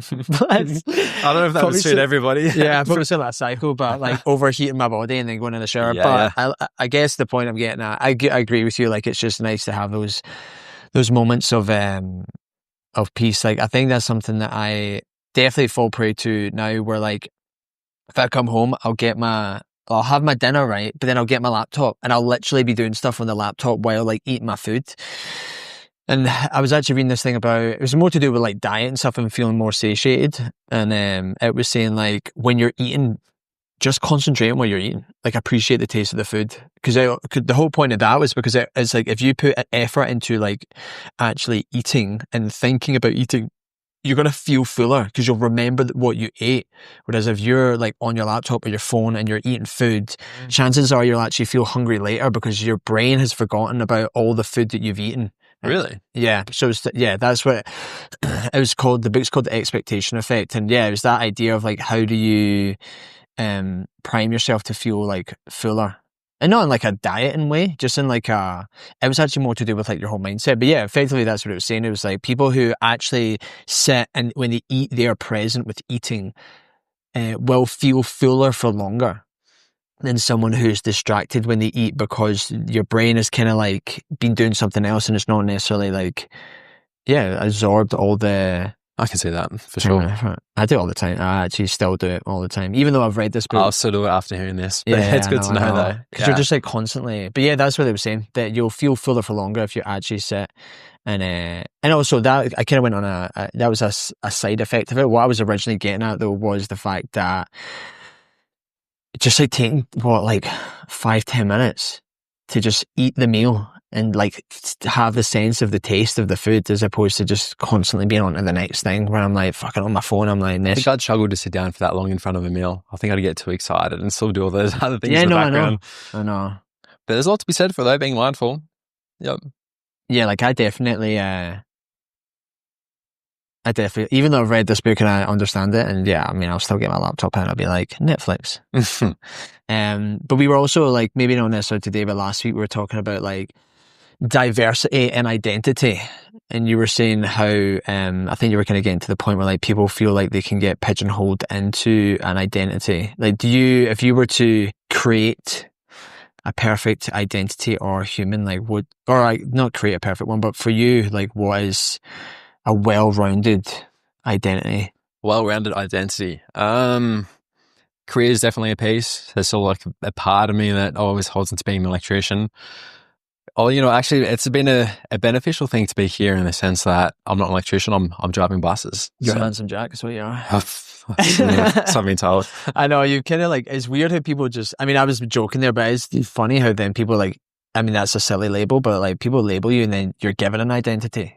For sure. That's obviously like a positive one, but it's weird how... Especially back home, there's a bit of prestige. Like, an electrician, you like work for yourself. There's got a certain narrative that people might associate with that. And now people ask what you do. It's like, I drive buses. Okay, well, that's going to breed and foster a different type of conversation. Yeah. It's also like if you meet someone for the first time and you say, like if you were to meet someone for the first time and say, I'm an electrician, and then like, or meet someone else and say, I'm a bus driver, they're going to have two totally different perceptions of who you are based on that thing, which is kind of, I mean, that's, yeah, I guess that's just life, but it's kind of weird. Exactly right. So but maybe it ties into again of having the, that diversity, in your identity.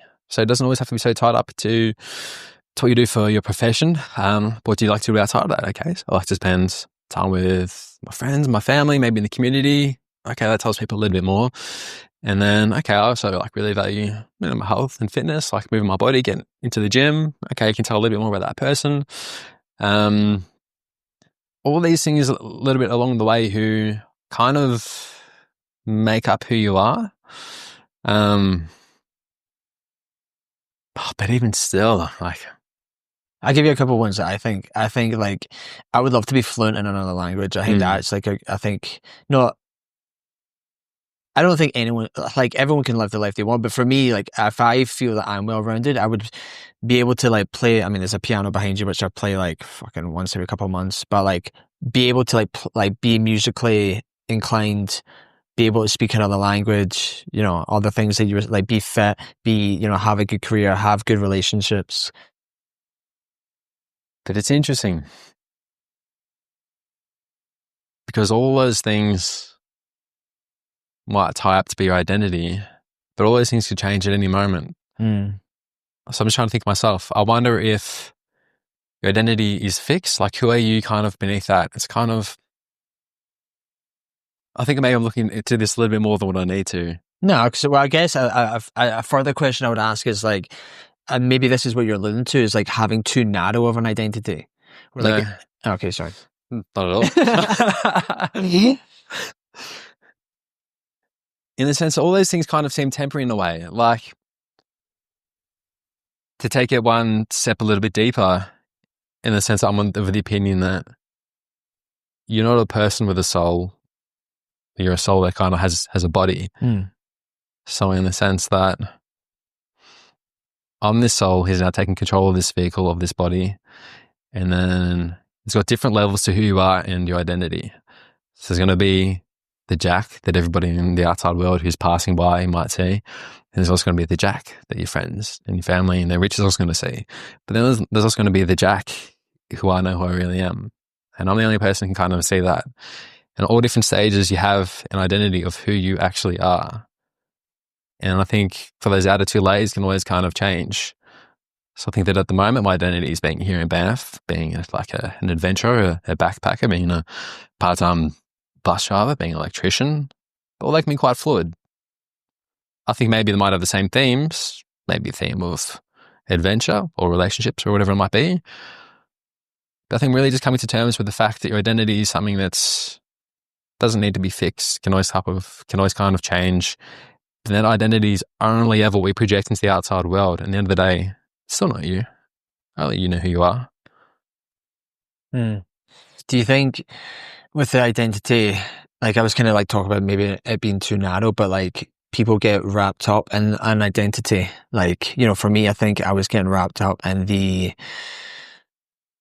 endurance guy identity, I guess, you know, and it's nice to now feel like I've been able to let that go. And I guess a question I was going to ask you was do you think the experience of being an electrician and then a bus driver and then like a backpacker and like not ascribing to one and like experiencing them all like has helped you to let go of like feeling the need to be like so what I guess like I'll do bus driving work as well. And I remember when I did it like for the first time maybe like fucking 2 or 3 years ago, someone called me like I was like a little kid, but the little kid was like, Mr. Bus Driver. And it was honestly kind of cute. But in my brain, like there was a part of me that was like, because I had done engineering when I was a kid, and I guess I had that identity of like, yeah, but I'm an engineer, and I obviously don't think this anymore. But it was the first time where someone had called me a bus driver, and I remember kind of having this like, yeah, but no, but I'm this engineer, and it was, I think now having had the experience of worked a multitude of things, like of careers and stuff, like I now don't have that attachment to being a thing. I'm like, cool, yeah, whatever. Well, I think that's maybe... And I guess it's an insecurity as well. Sure. But I think what's happening in that instance too is a level of disassociation between maybe an ego as well. Mm-hmm. So I think there's an ego with a certain professional pursuit that's seen as a little bit more up echelon compared to one that's quite more achievable or lower class, for use of a better word. Yeah. And I think it only affects you through ego. Like I said, like only you know who you truly are. You know, it takes a long time for you to get that confidence being like, I could be unemployed, homeless, driving buses. It doesn't matter what the label kind of is. You know who you are, and you can still have a conversation with anybody, and there's a level of peace within that. I think sometimes we tie ourselves too much to a persona or an identity. We want to portray everybody that we are. But at the same time, like that can change at any moment. Like only those who are truly close to you will ever get to see your identity. I think that maybe your career might be able to tell a story without you having to tell too much else. But I think it's also kind of dangerous when you subscribe to an identity. So imagine if you had been an engineer your whole life, engineer for 30, 40 years, and then all of a sudden you lost your job, you can get employed again. Well, then who is rich outside of that? Yeah. And then I think that's where it's vulnerable and it's dangerous. But if you don't associate your identity to that, well then I think there's a level of security in that too. Yeah, I think you're definitely right. It was certainly an ego thing. Like my ego is exactly what you were saying, where like I valued being an engineer higher than I valued being a bus driver. So evidently at that point in my life, now I don't think this anymore, but that point in my life, like that was my mindset. So therefore when someone had attributed this to me, I was like, yeah, but I used to be this thing. Well, it's what it tells. So if you're an engineer, it says you're quite academic. Yeah. It says you've got a level of discipline. You're determined. You're able to stay with something for 4 or 5 years. You're able to actually learn the craft. So these are all things that you want to tell people without actually telling them. You've been able to tell them through your role, through your job. But then at the end of the day, why do you want to tell these people these things? If people really know you, then like they're going to know who Rich actually is. The job, the pursuits, or the accolades, the achievements that you've done beforehand, really you're just trying to tell people everything that you've been able to do and what you're capable of, just in a shorter form. Yeah, and I guess when you get, as I've got older, I just don't, and I don't mean this in a negative context, but I don't care anymore about like, which is maybe the ego around. Yeah, I think just letting my ego go. Like I think, you know, and I feel like I'm quite good at this now. Where like just take another example of something that might be seen as like an entry level or like kind of student job, like say stacking shelves in any supermarket. You never know, like that person who's stacking the shelves might be like saving money because they're going to go to university and study neuroscience. You know what I mean? Like, and I think I say this because it's like, I've had to, like, you know, as a kind of, CBT kind of thing, like, I think I can be quite a judgmental person. Like, so I think I need to remind myself at times, if I look at someone, I'm like, oh, they're just fucking stacking shelves. I think that to myself. I'm like, yeah, but they could be doing it because they're saving for like a much loftier goal, or like, you know, and it doesn't have to be a career or an education, maybe because they've got a family support and stuff like that. Like I think, yeah, certainly like letting go of my own ego, and then also like in the same breath, like not judging people. You never really know what someone's doing in life. Yeah, it's huge. Like I've fucking literally cleaned remember after the whole engineering thing, I went to Australia and I was doing that. I can't remember what it's called. You know the expression, but it's effectively like I was staying in a hostel, but it was free because I was working there. Like I was like doing like 2 or 3 hours a day, and like you got free accom. I remember like I was like literally cleaning toilets, And I had that thought. I was like, fucking hell, man. I was like an engineer like 6 months ago, and here I'm cleaning shitters. And, if someone was just to walk past and see me, they would think that. They'd be like, oh, fucking hell, this cunt's like, like 20 whatever, and he's like cleaning toilets. Like, he's obviously not gone down a good path in life, but you just can't judge people in a moment because you never know what they're. Even that person stacking shelves, they could be stacking shelves and they could be freeing their nights up to go to night school. Yeah. They could be feeding 3 kids, single parent, and that could be the hardest worker in the whole entire town. But you never even know. And I think that something I've had to learn is that you can learn something from everybody. Person stacking shelves, person cutting your hair, person in the street, someone who's 10 years old. And I think so long as you're open to that, that's huge. Mm-hmm. So as soon as you walk into a room and you think you're above everybody else, as soon as you shake someone's hand and you think they can't tell you anything, I think that's when you really kind of close yourself off. There's a level of ignorance, and that's also when you stop learning yourself. Yeah. And it's dangerous. Yeah, 100%, yeah. I know you were saying that you listen to a lot of podcasts. Has there been, of all the podcasts and stuff that you've listened to and the conversation learned, has there been one thing that specifically shifted your perspective? A huge one was just maybe the theme of ownership. Ownership is massive. And in regards to like what you were talking about, like properties and stuff like that specifically? Everything. Okay. Everything. So... Or just taking ownership of your decisions. Ownership of your decisions, ownership for your position in life.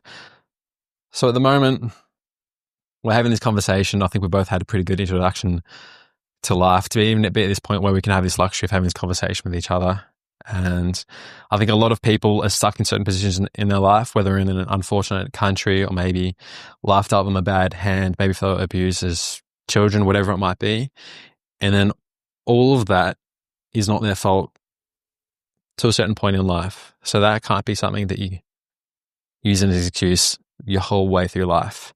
It's not their fault, but it is their responsibility in the sense that if someone's at a stage in their life and they're saying, I'm not where I want to be because of my dad, I'm not where I want to be because of my boss, not where I want to be because of my friend who's not letting me do the things that I want. Every time you point that finger, power is going to follow that finger. That means that your work life's not going to change because you're always pointing the finger at the boss. That's the only person who can change the circumstances. Whereas all of a sudden you turn that finger around, you point that at yourself, you take ownership of the situation, like, I'm not where I want to be because I'm not providing enough value to where I am. So it's like, all right, how can I do extra for where I am? How can I be the best person? How can I do what I can for the company so all of a sudden I can progress further? Or I've hit a dead end here. This is no longer serving me. Now this is where I need to look elsewhere and try and apply for other jobs, other careers. All of a sudden, you're taking ownership of that. The power's gone straight to you. You're not getting that pay rise. Okay, cool. It's on you. You can change that. So as soon as you realize that everything is your fault, you can take it one of two ways. You can just think everything is my fault. You're going to collapse under that pressure. You're just going to self-implode. Or everything is my fault. How good is that? Everything is my fault. I have the power to change anything and everything in my life. Not anybody else. Not my boss. Not my partner. Not my mum. You're the one who can change it. So all of a sudden then, even in your relationship, let's just say you're in a bad relationship, you can point the finger. Now you can stay in that relationship or you can take ownership of it. Be like, you know what? It takes 2 parts to this. I can do my part. I can put my best foot forward. I can take ownership of when I'm reactive or when I shut off or when I detach, and then you can be the best you can be. And if at the end of the day it doesn't serve you, okay, you can always look past, you can always exit that. Every circumstance you are at in life, as soon as you take ownership of it, that's a superpower. Even if things might not be your fault, just take it as your fault anyway. Fall on your sword. Even if you're in an argument, let's just say you think that wall is blue and then Cass thinks it's green, just say, you know what? It's green. It's okay. You don't have to win every battle. You can just say, you know what? I'll fall on my sword here. It's okay. What do you like to get for dinner?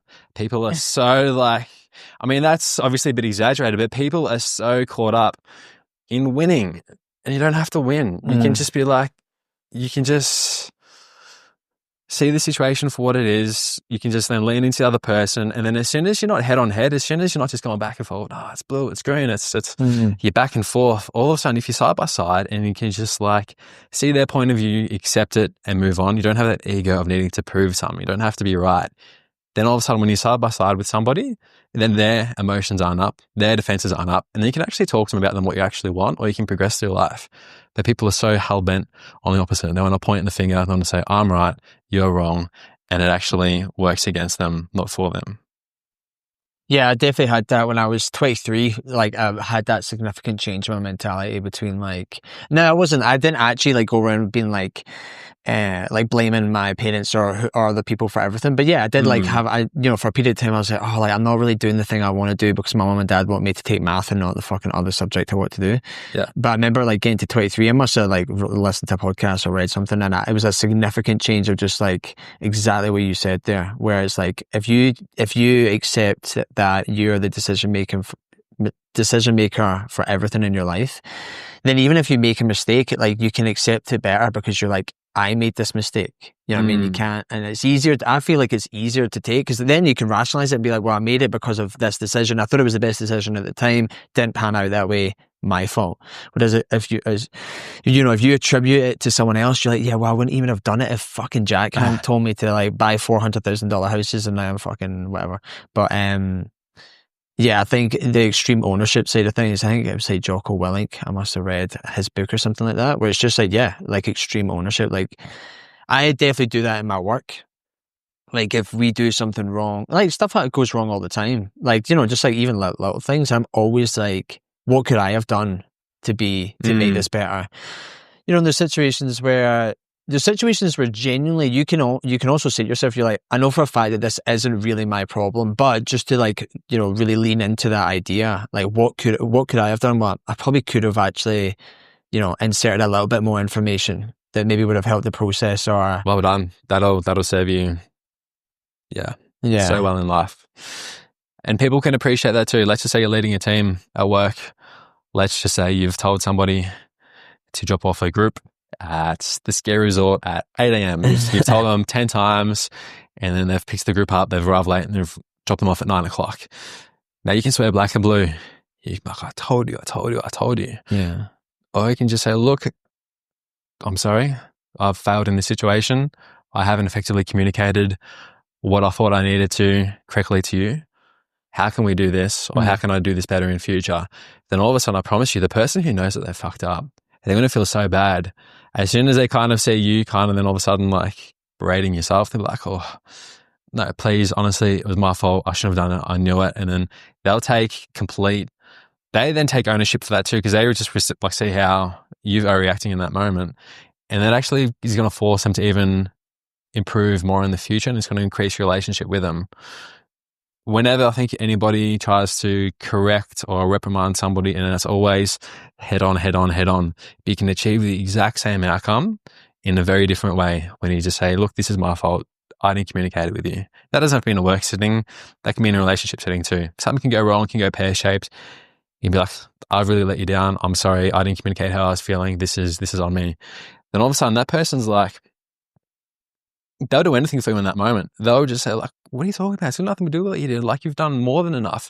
Then all of a sudden they're trying to do things to help you and to help the situation. And then in both cases, like, it gets fixed. It all gets resolved. But how you actually handle it, and then your relationship with that person strengthens so much as soon as you take responsibility for it. Even if it's not your fault or responsibility, just take responsibility for it anyway.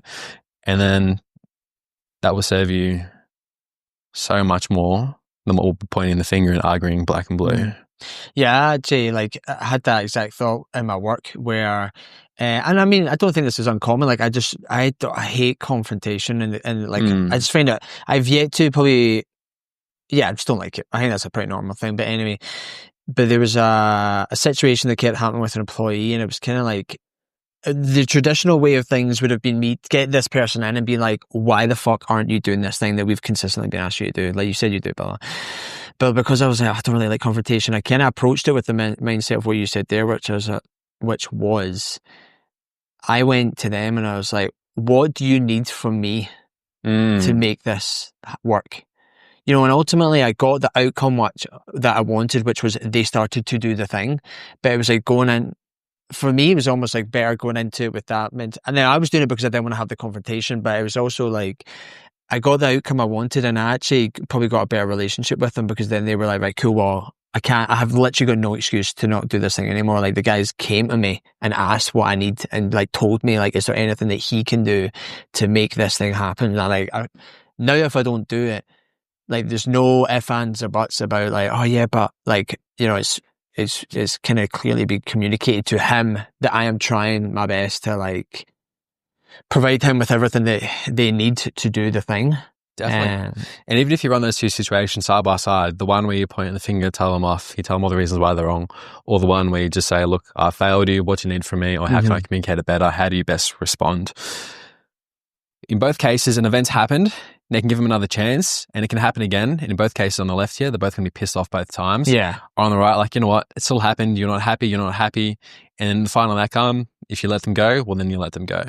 On one side is you have just belittled them, you've just told them who's boss, and it's your way or the highway. Yeah. And the other way, you've been holding their hand, you've been friendly, you've been supporting them, and they're going to remember who Rich actually is as a person, how he holds himself. They're going to think of you so much better. But in any case, at every step along the way, you can still beat to the final outcome. If they don't listen, well, then at the end of the day, they can still just go. But there's different ways to let people go or to come to that final outcome without having to just point the finger and tell somebody why they're wrong. That honestly, it all plays out side by side the exact same. The only thing is all the emotions and tied up and perspective and headspace with it too. Because now if you'd have gone to that person on the day and then you had an argument with them, you were right, they were wrong, you're going to be chewing on that for the whole night.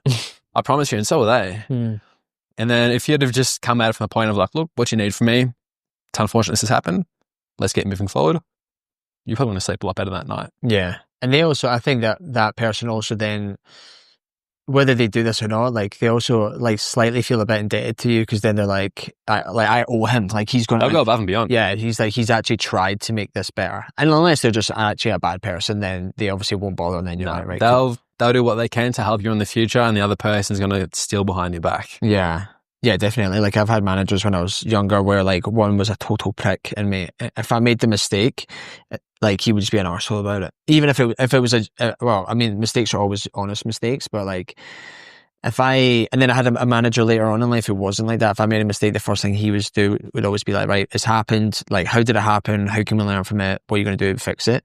Now, the first guy who was just a total prick and just would scream at you, and the second guy, like, now, if I made the same mistake for both of them, the first guy, like, it wouldn't encourage me to try any better at my job. Like, I would still be the same. I would just be like, fucking hell, this guy's going to be a total dick about it.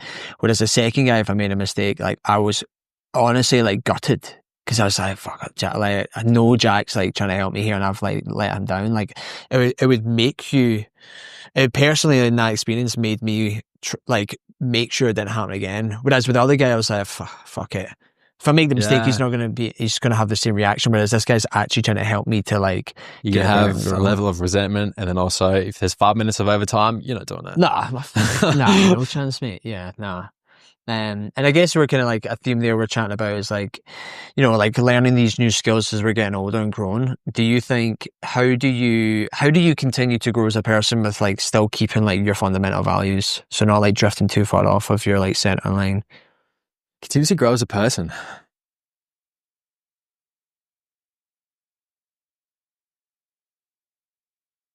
Conversations is a big one, whether it's as we're having it at the moment over coffee, maybe it's podcasts and things like that.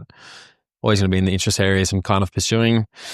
But as for anyone too, I think there's also a lot of value in having conversations with people who don't agree with what you're saying. So I've had times like that in the past where you'll be very ingrained into opinion in this way, someone else will be in the complete opposite direction. And it's quite easy to dismiss the person.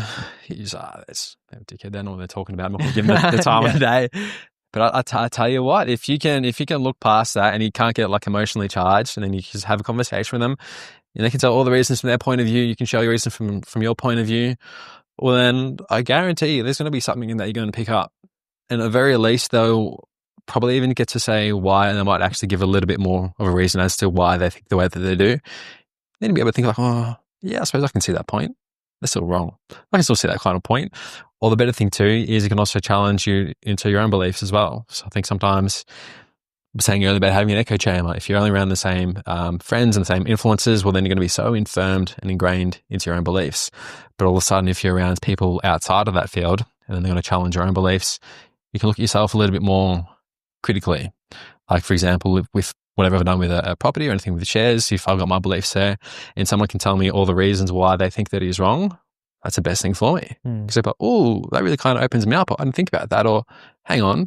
Whereas I've just gone, how great I am. This is the way. It's like, this is the be all end all. Well, then there's a level of ignorance that's bred from that. And that's dangerous in the sense that you're going to have an Achilles heel that you don't know about. Whereas as soon as you can apply that to anything though. As soon as someone has opposing beliefs to you and can challenge it, then I think that's probably how I can kind of grow and develop on what I know already. And then also, develop skills and viewpoints and all around. Yeah, so it's like being open-minded, really. Not just being so defensive. That would have been a much quicker answer to your question. No. Well, I mean, no. Yeah, it's easy for me saying that, though, because you've explained it. So I was like, listening to it, and I was like, yeah, it sounds like... Because, I think you can be... if you're closed-minded and you're diehard in your opinion. Like, I am fully aware of the fact that I know... Like, there's certain areas in life where, like, I know little about it. Like, like certain subjects that I can't think, like volleyball or fucking electrician. Like you're going to have a wealth of knowledge of that kind of field of work than I do, but for me to be like, but I know how to fucking, I don't know, change a socket or whatever the thing may be. Even in your endurance pursuits, if you tell me the wealth of knowledge that you know about that, I'm going to learn a hell of a lot. But if there's something that I think, I'm going to push back on this, I think you could actually learn from something else. Like you could take it one or two ways. You can be like, no, I know what I'm about, son. Like, I don't want to hear it. Or you could be like, oh, I haven't heard this before. Maybe I might not be right in this. And that's being open-minded. Yeah. And take and learn. Well, like a lot of the top level people of any industry or like sport, like whenever you watch a documentary or something about them, like such a common theme throughout all these people, whether it's like finance or sports or fucking name a thing that they're the top of, is always like a curiosity to learn. Like how can they like learn, like someone from finance can learn something from sport with regards to like the principle of like, working or like identity or something like that. Like it's people who seem to have like a never ending fascination with learning seem to be the people who I don't know. Like, that seems to be the right mentality to have. They're generally the high achievers in their field and their craft. It's kind of funny you talk about button heads. You should see my group chat back home, mate. It's the wildest thing I've ever. Yeah. Like so obviously because the time difference here, so it's about 7 hours in the UK. So every morning not every morning, but if there's a subject going on, I'll wake up in the morning. Like this morning, I woke up and it's all to do with these digital IDs in the UK they're trying to introduce. Sure. I'll have like 100+ messages, and it's like my group of 10 lads that are in it are like, they're like, there's like one or two of us that are just like in the middle and like not really giving an opinion, and then there's the other set that like one's like die hard this opinion and the other one's die hard that opinion, and it's honestly I find it entertaining at times to flick through and just see. You can watch it like a tennis match, just kind of yeah. Especially when you've had like hours of it, like you can just literally be like, I've half the time just fucking bin it off and scroll through it. But I think I just honestly have that attitude that I know. Not that I know nothing, I'm not like trying to belittle it that much, but that you meet people in life that just can educate you in any way, Even maybe related to the political division in America right now. So you got like say the left and the right, and people choose one side or another. Now, if you are on the right, your parents are, your friends are. Now, all of a sudden, all the beliefs and thoughts and values of that side, you kind of just, what's a good way to put it? I think you outsource your thinking. This group has got these thoughts, values, and beliefs. So do I. And the same then for those people on the left. Whereas you've grabbed one from each side, you put them at either end of the conversation, you press start on the camera and you let them have a chat. I dare say they're a lot similar than what they'd ever have to believe. There's a lot they can kind of actually talk about, and you can actually learn a lot from the other side and begin to think critically. But then unless you're actually challenged with someone who's got the opposing views, you're not going to learn. Yeah, even in like smaller contexts, it's like I've had it with like friends and people in work where like someone does something, you're like, why the fuck did Jack do that? And you're kind of angry, and then but then you sit down and you chat about it, and then you start like, you're like, yeah, but this was going on that you didn't know about, so I had to make this decision, like, and it influenced this, which is why I did that. And then I'm like, oh cool, yeah, actually that makes total sense. But when you kind of have this diehard opinion, and I guess when it comes to the political side of things, like, yeah, you're right, it's like the left and the right, it seems like if you identify as being someone on the right, you just adopt that mantra, you know, I think back in the day that sounds like it wasn't the case. Like people had like genuine back and forth, and it was, you know, the best policies for the country as a whole would be made. Whereas now it seems to be that it's like, yeah, if you're on the right, you're diehard right, and if you're on the left, you're diehard, and like you're not allowed the mental flexibility to be like, well, you know, this one thing that they have actually makes sense. And I definitely think that I've made like people. I honestly love meeting people and like they educate me on something. Like dude, you were saying something last week. I'm trying to remember what it was, but you said something last week that honestly like kind of shifted a little perspective in my brain. And for the life of me, I can't remember what it was. But the whole principle is the same thing though. Was that you said something and it genuinely like, it was it was to do with like the whole, I was talking to you about like wanting to buy somewhere to live or, you know, pursue these kind of like gut feeling passions of like, you know, moving to Spain and fucking doing this other stuff. And you know, you can elaborate on that and like explained it. And I honestly came away from that conversation being like, yeah, fuck, that actually did kind of shift my perspective on how I feel on this subject. And I love that. You know what I mean? Like that was kind of I mean, I'd already asked you before it, but that was like kind of selfishly the reason I asked you to do this again. Cause I was like, fucking what else can Jack tell me? I was when you asked me to come on the podcast, because it's obviously planned to endure, I'm like, I don't have any endurance pursuits I can really talk to you about, but we can have a chat nonetheless. Well, yeah, no, and the thing is, like, the name is kind of niche because obviously it comes across as like an endurance thing, and yeah, I mean, off the bat, like that is what it was, and like I was kind of chatting about this with Cass, how, you know, when I kind of started this whole thing, that was the idea. The idea was that it would be like this, I chat to people who do endurance stuff. But I kind of like, in the last like little while, like honestly, like the last couple of weeks or so, like I actually realized that the reason I want to do it is honestly just for meaningful conversation. Not for it doesn't have to be someone who's run 100 miles or someone that's done something crazy. Like I wanted to do it because I've wanted to do a podcast for like a decade plus. And it was always because I got a genuine sense of satisfaction from having meaningful conversations. Dude, like when you've probably had it as well when you travel, like, I probably said this before as well, but like I remember meeting this guy. I was in Singapore traveling myself, sitting in the hostel, like in the lounge bit. This old boy sat next to me, and he's like, "Mate, I'm going to go walk around town. Do you want to come?" And I was like, "Fucking cool, yeah." And at this point, I was maybe like early 20s, so maybe like 22 or 23. I walked around with this guy right just through the streets of Singapore, just chatting shit. And for like maybe 3.5 hours. And I think it was the deepest conversation I'd had with anyone up until that point in my life. And it was a stranger. Never saw the guy again. And I remember it just had such an impact on me.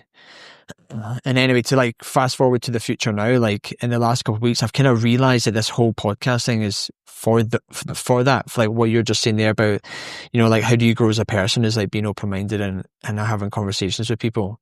So the name Planet Endure was kind of like just an in for me at the beginning, just to get like a name and get going and stuff like that. But it's definitely not. I really admire your whole perspective and the reason why you're doing that. I think it's great.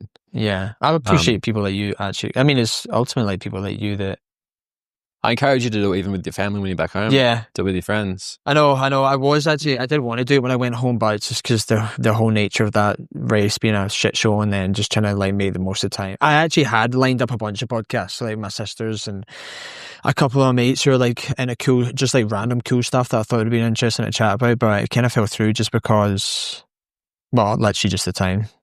Yeah. And then we were also chatting about, you know, like this also kind of came out fruition because of the fact that like I have throughout my life gone through like quite like long periods of sobriety. Like, I mean, by long, I mean like 6 months. That's long for a Scot. Yeah. And I know that, you know, for your own reasons, like you at times don't drink for like long periods of time. And do you find that, I mean, I'm kind of answering the question myself here, but like, do you find that not drinking has given you the time and the kind of energy to pursue other things that you otherwise wouldn't have? And for example, this is that for me. Like, I think just the at the beginning, not now, but at the beginning when I was like being sober, I was fucking so bored, mate. I was but I'm also like quite an active person, so I was like, I can't just fucking sit around and do nothing. So then bled into my brain, and I was like, right, what can I do? And then the whole podcast idea just kind of like. But if you're drinking, you're going to be at home drinking by yourself in the garage.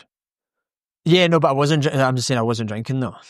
But you're saying I could be. But when you were, chances are you're probably with your friend. Oh, yeah. Yeah. So that's more or less just the social circles you're kind of involved with at the time. Drinking might have been that little bit of a bit like that social lubricant that kind of fosters that environment. It's just kind of like what you do. You're at the pub, you have a drink, you watch sports, whatever. But for me, I think maybe between the ages of 18 and 22, partied pretty hard and enjoyed that time of my life. And then if I was to drink, it might be like an occasional night out. You see people, you just go for it. But it was never like a 7-day-a-week thing for me. So for me to kind of stop drinking, it wasn't a huge thing. There's still the friction to it in the sense that if there's 7 other people in the room and you're the 8th person who's the only person who isn't drinking, then you just kind of feel like you were a part of that still. You aren't? No, I wish I kind of was a part of it. I kind of was drinking. I get that. But outside of that situation, do I miss it? No. Has it affected the direction of my life? No. I mean, I'll probably have a few more, don't know, a few more wilder stories coming out of South America. Probably a few more near-death experiences, I'm sure. Well, it's always I find that like it's always the worst stories, but like worst/funniest ones. Like anything that like, any usually like totally fucking stupid situation I found myself in life, like I've been drunk. Yeah, definitely.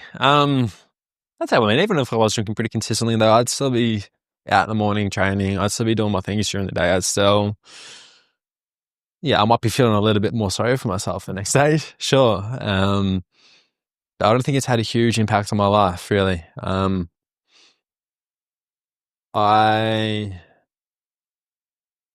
Something I didn't really appreciate at the start, and I suppose I haven't drinking in quite a while anyway, is I suppose it does have some level of effect to maybe your health long term.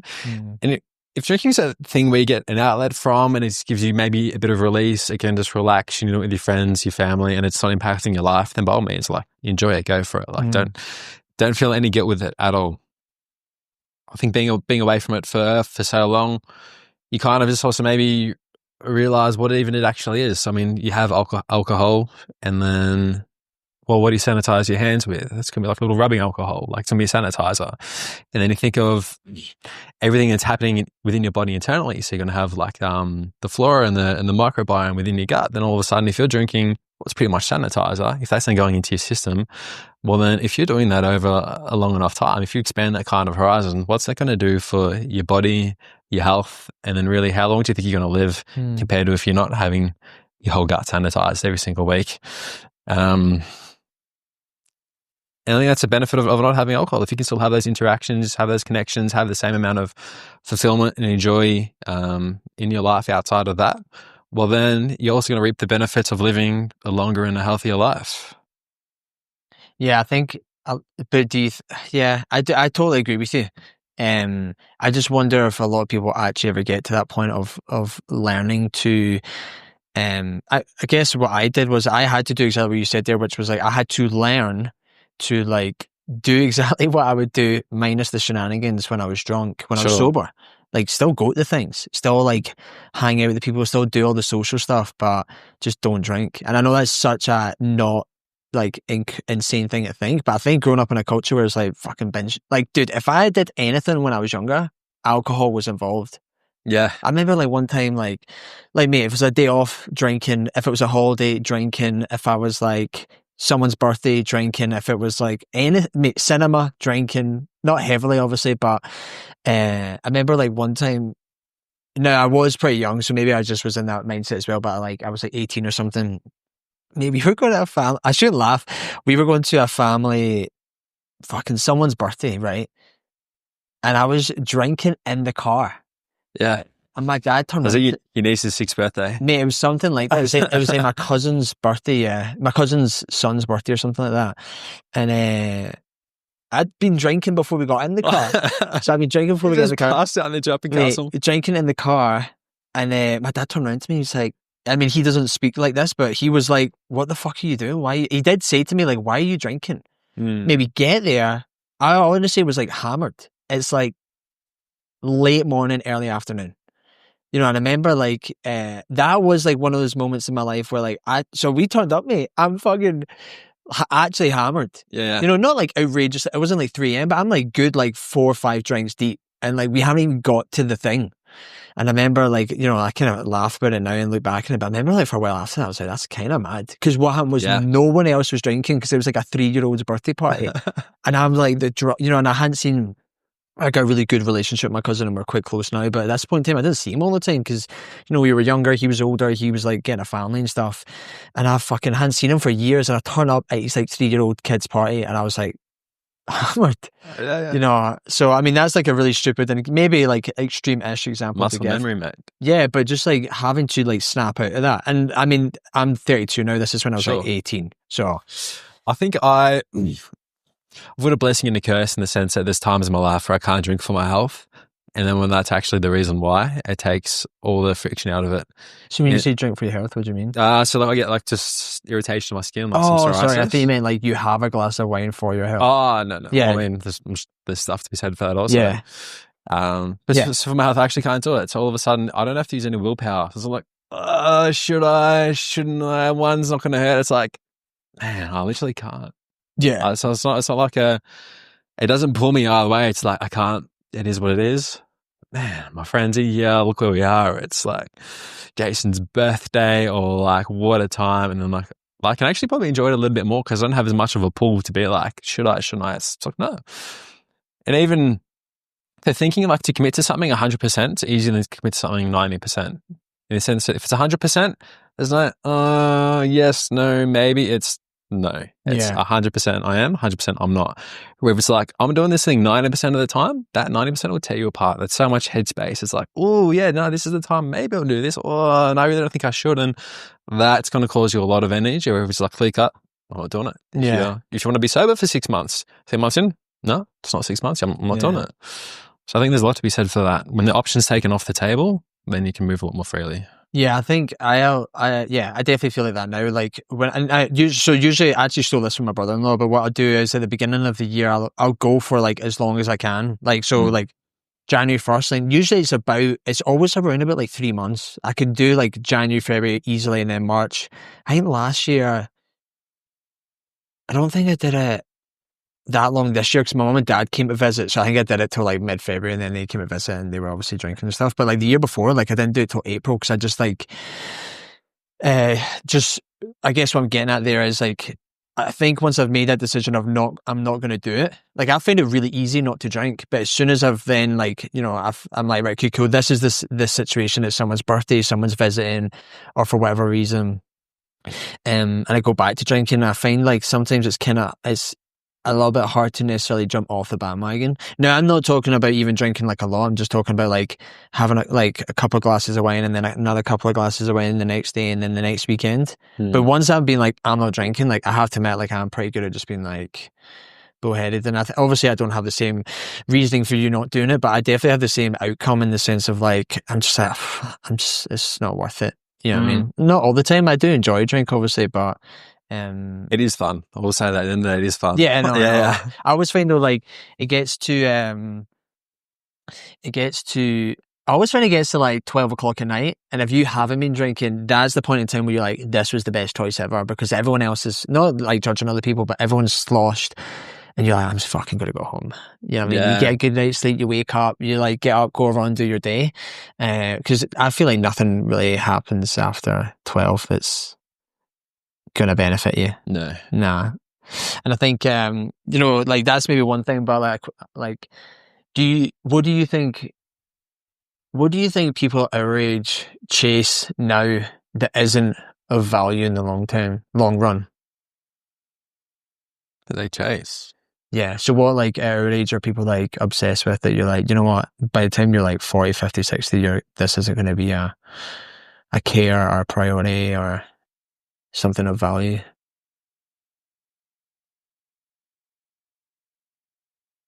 I think there is something to be said for living in the now, and you got $5,000 saved up. You can go to Japan for 4 weeks and spend all that $5,000 with your friends. Awesome. And then you come back next year and you might be in the same position, do something similar. Maybe instant gratification, not in the sense of you constantly refreshing your Instagram feed, but like you can do the fun things now. You can do everything that you want now. But I think people our age don't realize that you will never have as much energy, you never have as much free time as what you do today.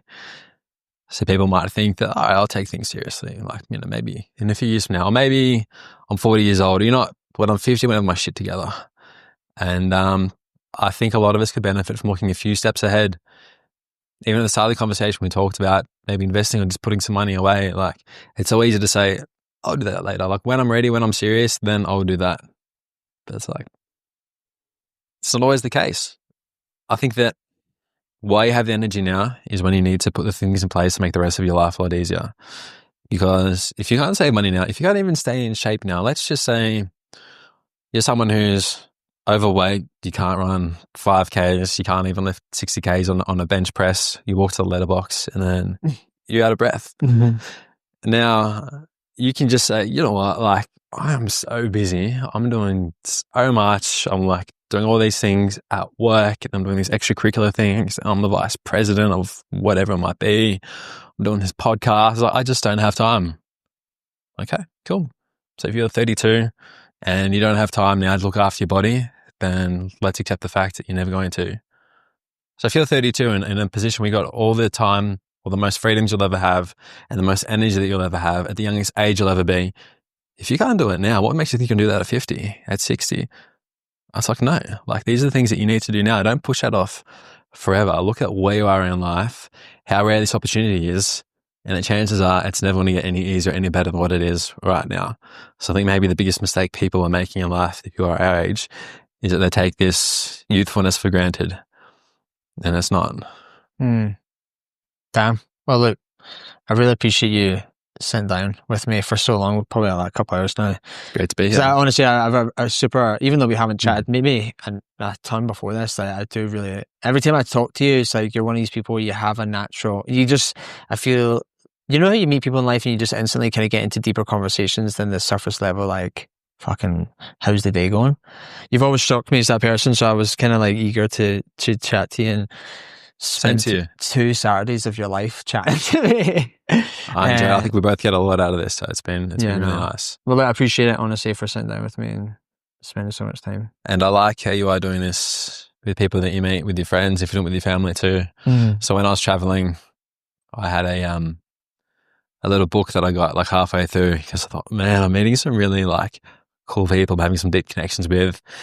And I got this idea that I'd meet someone, spend a few days together, share a few experiences, and what they'd actually do is I'd write like a little message in this book.